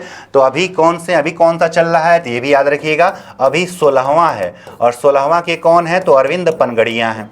16वां वित्त आयोग के अध्यक्ष है अरविंद पनगड़िया जी हैं। 15वां के कौन थे? तो 15वां पूछता है तो एन.के. सिंह हो जाते हैं, एन.के. सिंह हो जाते हैं। 14वां के कौन थे? तो वाई.वी. रेड्डी हो जाते हैं। ठीक है, चलिए मिला के देख लेते हैं। 14वां में किसको मिला दिया जाए? डॉक्टर वाई.वी. रेड्डी को। किसको मिला दिया जाए? डॉक्टर वाई.वी. रेड्डी को। उसके पहले 13वां में कौन थे? तो केलकर साहब थे। कौन थे? केलकर साहब थे। ठीक है, उसके बाद जो है, नहीं एक सेकेंड जरा देखना होगा। ठीक, फिर से मिला लेते हैं जरा। ठीक है, 14वां वित्त आयोग के अध्यक्ष कौन थे? तो डॉक्टर वाई.वी. रेड्डी थे। 14वां के कौन थे? डॉक्टर वाई.वी. रेड्डी हो जाए। ठीक है, हाँ ठीक तो जा रहा था। ठीक, 13वां के कौन हो जाए? डॉक्टर विजय केलकर हो जाए। ठीक है, इसके अतिरिक्त 11वां के कौन? ए.एम. खुसरो हो जाए। और 12वां के कौन? Doctor C. रंगराजन हो जाए। कौन सा जवाब मैच कर जाएगा? सी फॉर कैट वाला। अगला प्रश्न देखते हैं। भारत का 26वां राज्य कह रहा, तो 26वां राज्य की जब बात करते हैं, पूछा है भारत का 26वां राज्य तो किसको बनाया गया था? छत्तीसगढ़ को। कौन सा नंबर? 26, इसको 27, इसको कौन सा? 28। ठीक है, याद है ना? 1 नवंबर 2000, ठीक, 9 नवंबर 2000, ठीक है, 15 नवंबर 2000, ठीक, और 29वां किसको बनाया गया? तेलंगाना, 1 जून 2014 को। अगला प्रश्न, किस अनुच्छेद के तहत विदेशी राज्य की नागरिकता स्वेच्छा से अर्जित करने? थोड़ी देर पहले बता चुका हूं, कौन सा? आर्टिकल 9। अगला प्रश्न, भारतीय संविधान का कौन सा अनुच्छेद संसद के सत्रों से संबंधित है? तो आपको याद ही होगा। ठीक है, कौन बुलाएगा सत्र? तो सत्र को आहूत करना है या सत्रावसान करना है? ठीक है, सत्रावसान करना है या जो है, ठीक है, लोकसभा को विघटित करना है। लोकसभा को क्या करना है? विघटित करना है। ये सब कुछ किस में बताया गया है? तो अनुच्छेद 85 में। कौन करेगा? तो राष्ट्रपति करता है। कौन करता है? राष्ट्रपति करता है। अगला प्रश्न, किस शासन प्रणाली को अनुत्तरदायी शासन प्रणाली की, यानी किसमें उत्तरदायित्व तो नहीं होता है? क्या पूछ रहा है? किसमें उत्तरदायित्व? तो आपको पता ही है, संसदीय में तो उत्तरदायित्व तो है, किसमें नहीं होगा? अध्यक्षात्मक में कोई उत्तरदायित्व तो नहीं होता है। भारतीय संविधान के अनुसार निम्नलिखित में से कौन सा स्वतंत्र वैधानिक निकाय नहीं है? तो राज्य लोक सेवा आयोग, ये तो है ही। ठीक है, किसमें है? तो भाग 14 में। किसमें है? भाग 14 में है। ठीक है, निर्वाचन आयोग भाग 15 में है। ठीक है, ये भी भाग 14 में है। ठीक है, नीति आयोग, ठीक है, 1 जनवरी 2015 को गठन हुआ था। न तो संवैधानिक है न ही सांविधिक है, यानी सिर्फ आदेश से बन गया था। अगला प्रश्न, भारत में सर्वप्रथम नगर निगम तो बना था कब? 1688 के समय में। और कौन सा? मद्रास बना था। ठीक है, 1726 में ये दोनों बन गए थे, 1726 में बन गए थे। ठीक, चलिए अगला प्रश्न, भारतीय संविधान के किस अनुच्छेद में उल्लेख है कि सर्वोच्च न्यायालय द्वारा घोषित कानून भारत के राज्य क्षेत्र के भीतर सभी अदालतों पर बाध्यकारी होगा? ठीक, सभी अदालतों पर बाध्यकारी होगा। कौन से अनुच्छेद में लिखा है? तो अनुच्छेद है 141। 141 के तहत यदि सर्वोच्च न्यायालय कोई निर्णय देता है तो भारत के भीतर जितने भी अदालत हैं सब पर समान रूप से लागू होता है। अगला प्रश्न, निम्नलिखित में से कौन सा एक मौलिक कर्तव्य नहीं है? राज्य का आज्ञा पालन, कानून का आज्ञा पालन, समाज का आज्ञा पालन या करों की अदायगी। तो आपको पता होगा, ठीक है, कि 51 के क में किसका उल्लेख नहीं किया गया है? करों की अदायगी। ये आपका मौलिक कर्तव्य में शामिल नहीं है। वैसे होता है लेकिन अब संविधान में तो नहीं है। भारत की पहली महिला मुख्य चुनाव आयुक्त थोड़े समय के लिए बनी थी, कौन? तो वी.एस. रमादेवी। किनका नाम? वी.एस. रमादेवी, याद रखेंगे। अगला प्रश्न, किस विवाद में न्यायालय ने कहा था कि धार्मिक स्थल पर अंडा बेचने पर लगाया गया राज्य द्वारा प्रतिबंध उचित एवं तर्क संगति है? ठीक है, तो ये ओम प्रकाश बनाम उत्तर प्रदेश राज्य में ये कहा गया था कि जो भी धार्मिक स्थल हैं वहाँ अंडा न बेचा जाए, इससे लोगों की धार्मिक भावनाएं आहत होती हैं। अब तो कई सारे जगहों पे, ठीक है, पवित्र सिटी, पवित्र नगर निगम भी बना दिया कि पूरे एरिया में, जैसे आपने सुना होगा ना, वृंदावन वाले क्षेत्र में मांस की दुकानें नहीं रहेंगी। अयोध्या में के भी कुछ क्षेत्र में ऐसा इसे प्रतिबंधित कर दिया कि वहाँ मांस, अंडा, ऐसा कुछ भी मांसाहारी, ठीक है, प्रोडक्ट नहीं मिलेगा। अगला प्रश्न, निम्नलिखित में से कौन सा भारतीय संविधान के उल्लिखित एक मूल कर्तव्य नहीं है? तो भारत की अखंडता तो है ही, हमारी सामाजिक संस्कृति ये भी है, वैज्ञानिक दृष्टिकोण, सहकारी सोसाइटियों को बढ़ावा देना, ठीक है, ये हमारे, ठीक है, कहाँ कहाँ पे है?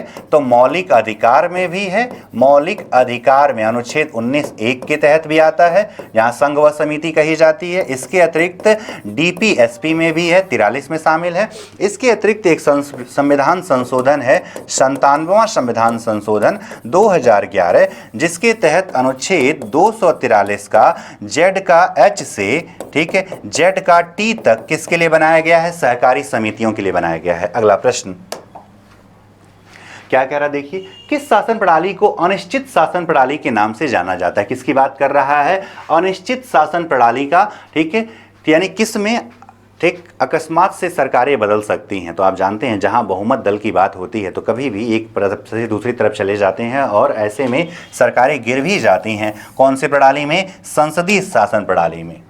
यूपी से निर्वाचित प्रथम राष्ट्रपति कौन थे? उत्तर प्रदेश से निर्वाचित प्रथम राष्ट्रपति तो आपको पता ही होगा, ठीक है, डॉक्टर रामनाथ कोविंद जी।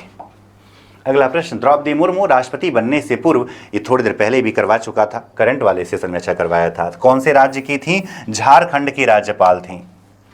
कौन सा कथन असत्य है? यूपी में लोकसभा से 80 सीटें सही है, ठीक है, राज्यसभा से 31 सही है, विधानसभा में 403 सही है, ठीक है, विधान परिषद में 108 नहीं बल्कि कितनी सीटें हैं? 100 सीटें हैं। तो डी वाला ऑप्शन हो जाए। अगला प्रश्न, भारत के राष्ट्रपति के रूप में निर्वाचन के लिए निम्नलिखित में से कौन सी योग्यता आवश्यक है? उसे केंद्र सरकार के अधीन किसी लाभ के पद पर होना चाहिए, गलत। लोकसभा का सदस्य, ये तो सही है, केवल 2, ठीक है। 175 क्वेश्चन हो चुके हैं, 200 क्वेश्चन कराने का लक्ष्य है, ठीक, जिससे कि आप जब पेपर दो तो लगे कि पढ़ा हुआ ही आया है। चलिए आगे बढ़ा जाए। भारत में कितने राष्ट्रीय स्तर के पार्टी हैं? ठीक है, किसकी बात कर रहा है? भारत में कितने राष्ट्रीय स्तर के, तो वर्तमान में कितने हो चुके हैं? 6 ही हैं इस समय, ठीक है, जिसमें आप जानते हो एक तो भारतीय जनता पार्टी है, एक इंडियन नेशनल कांग्रेस है, ठीक है, एक आम आदमी पार्टी है, ठीक है, और जो है, ठीक है, एक वो पूर्वोत्तर भारत की कौन सी है, एक पूर्वोत्तर भारत की पार्टी है एनसीपी, नहीं एनसीपी तो नहीं है, एक तो बहुजन समाज पार्टी हो जाए, एक सीपीआई हो जाए, और एक पूर्वोत्तर भारत की, अभी नाम नहीं याद आ रहा है, ठीक है। कुल 6 पार्टियां हैं, याद रखिए कितनी पार्टियां? 6 पार्टियां किससे स्तर की हैं? ठीक है, राष्ट्रीय स्तर की है। अंतरिम सरकार में विदेशी मामला और राष्ट्रमंडल किसे प्रदान किया गया था? किसकी बात कर रहा है? अंतरिम सरकार में, ठीक है, विदेशी मामले, तो विदेशी मामला और राष्ट्रमंडल किसको? तो हम जिनको प्रधानमंत्री कहते हैं, यानी पंडित जवाहरलाल नेहरू को प्रदान किया गया था। अगला प्रश्न, भारतीय संविधान का अभिभावक कौन है? संविधान का अभिभावक तो सर्वोच्च न्यायालय को कहते हैं। कौन से अनुच्छेद में? 13 में प्रहरी बनाया गया है। कौन सा अनुच्छेद मंत्री परिषद को राष्ट्रपति को सहायता एवं सलाह की अनुमति प्रदान करता है? अनुच्छेद 74 में लिखा हुआ है।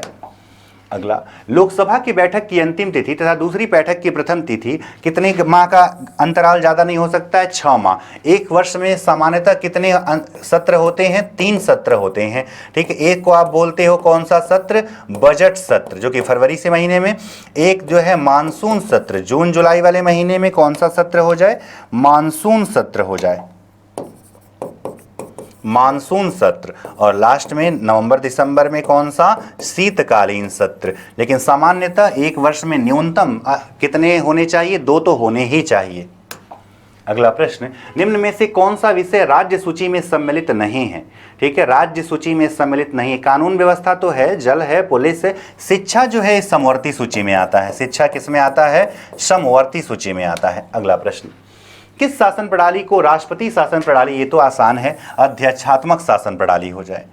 अगला प्रश्न, सर्वोच्च न्यायालय के न्यायाधीशों को कि निम्न में से कौन सी अर्हता होनी चाहिए। वह किसी एक या अधिक उच्च न्यायालय में लगातार कम से कम 5 वर्ष तक न्यायाधीश के रूप में कार्य कर चुका हो, तो ठीक लग रहा है। एक या एक से अधिक उच्च न्यायालय लगातार 10 वर्षों तक अधिवक्ता, ये भी ठीक रहा है। वह एक पारंगत विधिवेत्ता, यानी क्या हो जाएगा, उपरोक्त सभी हो जाएगा। अगला प्रश्न, छत्तीसगढ़ से कितने सांसद लोकसभा के लिए निर्वाचित किए जाते हैं, तो 11 सांसद। विदेशी ऋण रिजर्व बैंक ऑफ इंडिया, डाक, तार, टेलीफोन, बेतार, चेक किस सूची का विषय है, तो ये सब है संघ सूची का। अगला प्रश्न, पिछड़ी जाति आयोग के प्रथम सभापति कौन थे, काका कालेलकर। 1955 का या 56 का समय है, याद रखेंगे, काका कालेलकर। ठीक। अगला, भारतीय संविधान के किस अनुच्छेद में उल्लेख है कि जहां एक ही व्यक्ति को 2 या 2 से अधिक राज्यों के राज्यपाल के रूप में नियुक्त किया जाता है और उसे देय परिलब्धियों और भत्ते उन राज्यों के बीच आवंटित किए जाते हैं। यानी एक ही राज्यपाल 2 या 2 से ज़्यादा राज्यों के राज्यपाल के रूप में कार्य कर सकता है। ये कौन से अनुच्छेद में है, तो अनुच्छेद 158 में है। भारत की संसद के किसी भी सदन का सदस्य भी ने कोई व्यक्ति कितने समय तक मंत्री के रूप में, तो 6 माह तक, 6 माह से ज़्यादा नहीं। तब आपको कहीं ना कहीं सदस्यता लेनी पड़ेगी। जैसा कि हम जानते हैं एच डी देवगौड़ा प्रधानमंत्री बनने से पहले किसी भी सदन के सदस्य नहीं थे। किस शासन प्रणाली को प्रधानमंत्री प्रणाली के नाम से जाना जाता है, तो संसदीय शासन प्रणाली को कैबिनेट या वेस्टमिंस्टर प्रणाली भी कहते हैं।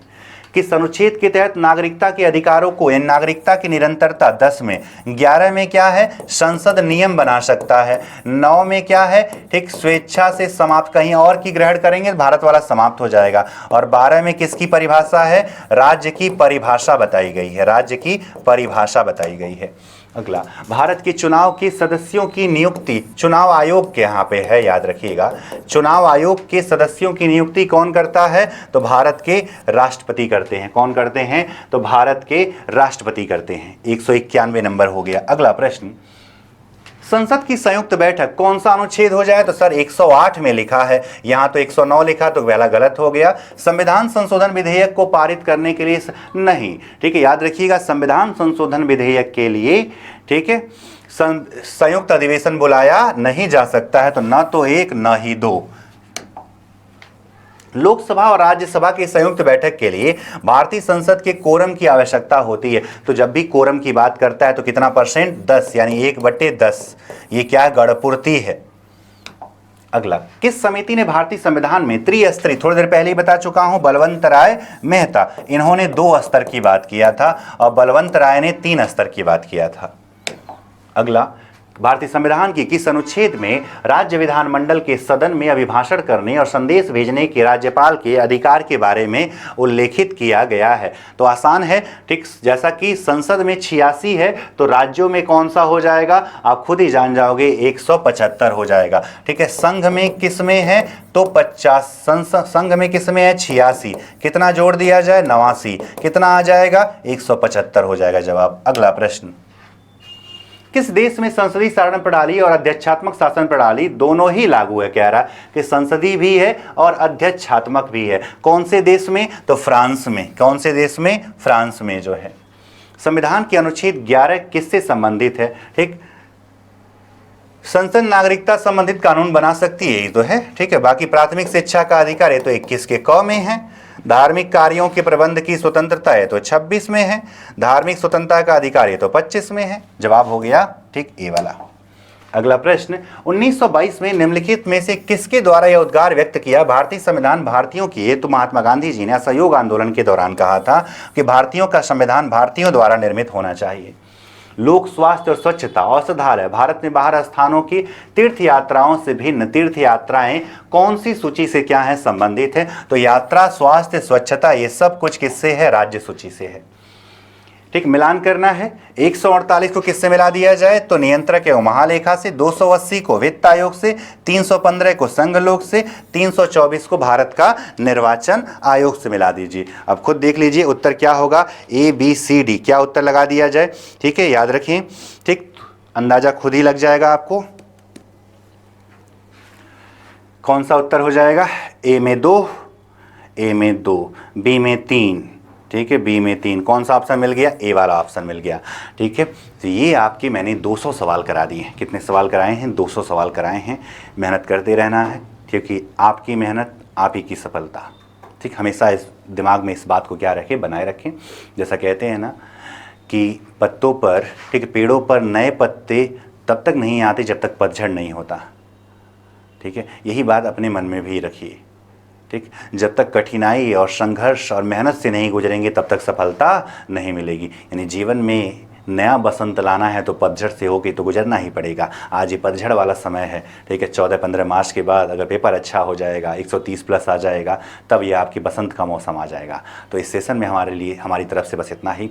खाकी सीरीज लगातार इस छुट्टियों के बीच में भी आपके लिए नए नए क्लासेस लेकर आता रहेगा, जिससे आप लगातार जुड़िए। ठीक है, उन प्रैक्टिस सेट को करिए जो मैं करवा रहा हूँ, मेरे साथ करिए, उन्हें देखिए, उन्हें ज़रूरी पॉइंट्स को लिखिए। ठीक है, लगातार कमेंट बॉक्स में उत्तर भी लिखिए, कमेंट बॉक्स में अपना रिएक्शन भी दीजिए, जिससे कि ये चीज़ पता चले कि जो मैं पढ़ा रहा हूँ आपके काम का है कि नहीं।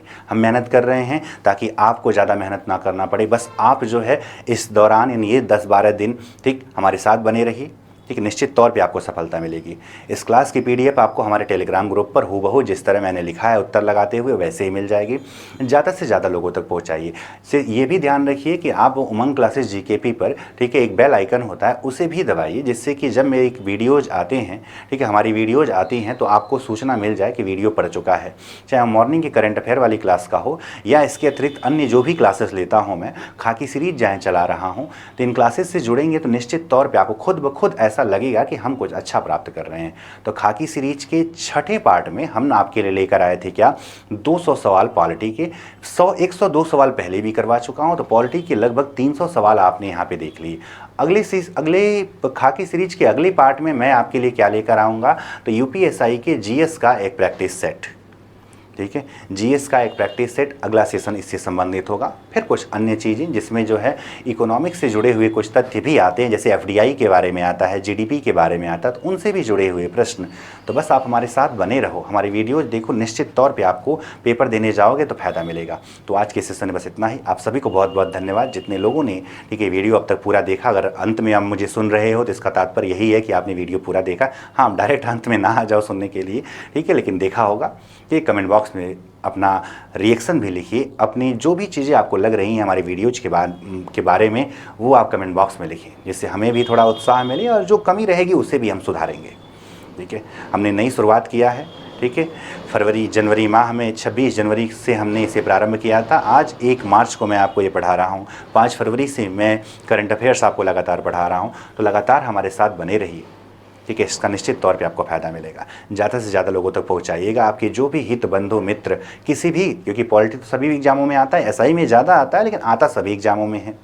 ठीक है, पढ़ाई का ही फ़ायदा है कि कल रिजल्ट आए हुए लोगों में से अब तक 7 लोगों ने मुझे बता दिया है, बहुत ज़्यादा तो नहीं कह रहा हूँ, लेकिन अब तक 7 लोगों ने यह सूचना दे दिया है कि सर मेरा KVS NVS PRT में या TGT PGT में मेरा, ठीक है, टायर 1 निकल चुका है। ठीक है, यानी अब टायर 2 की वो तैयारी करेंगे। तो परिणाम आपको भी मिलेगा, बस साथ बने रहिए। धन्यवाद।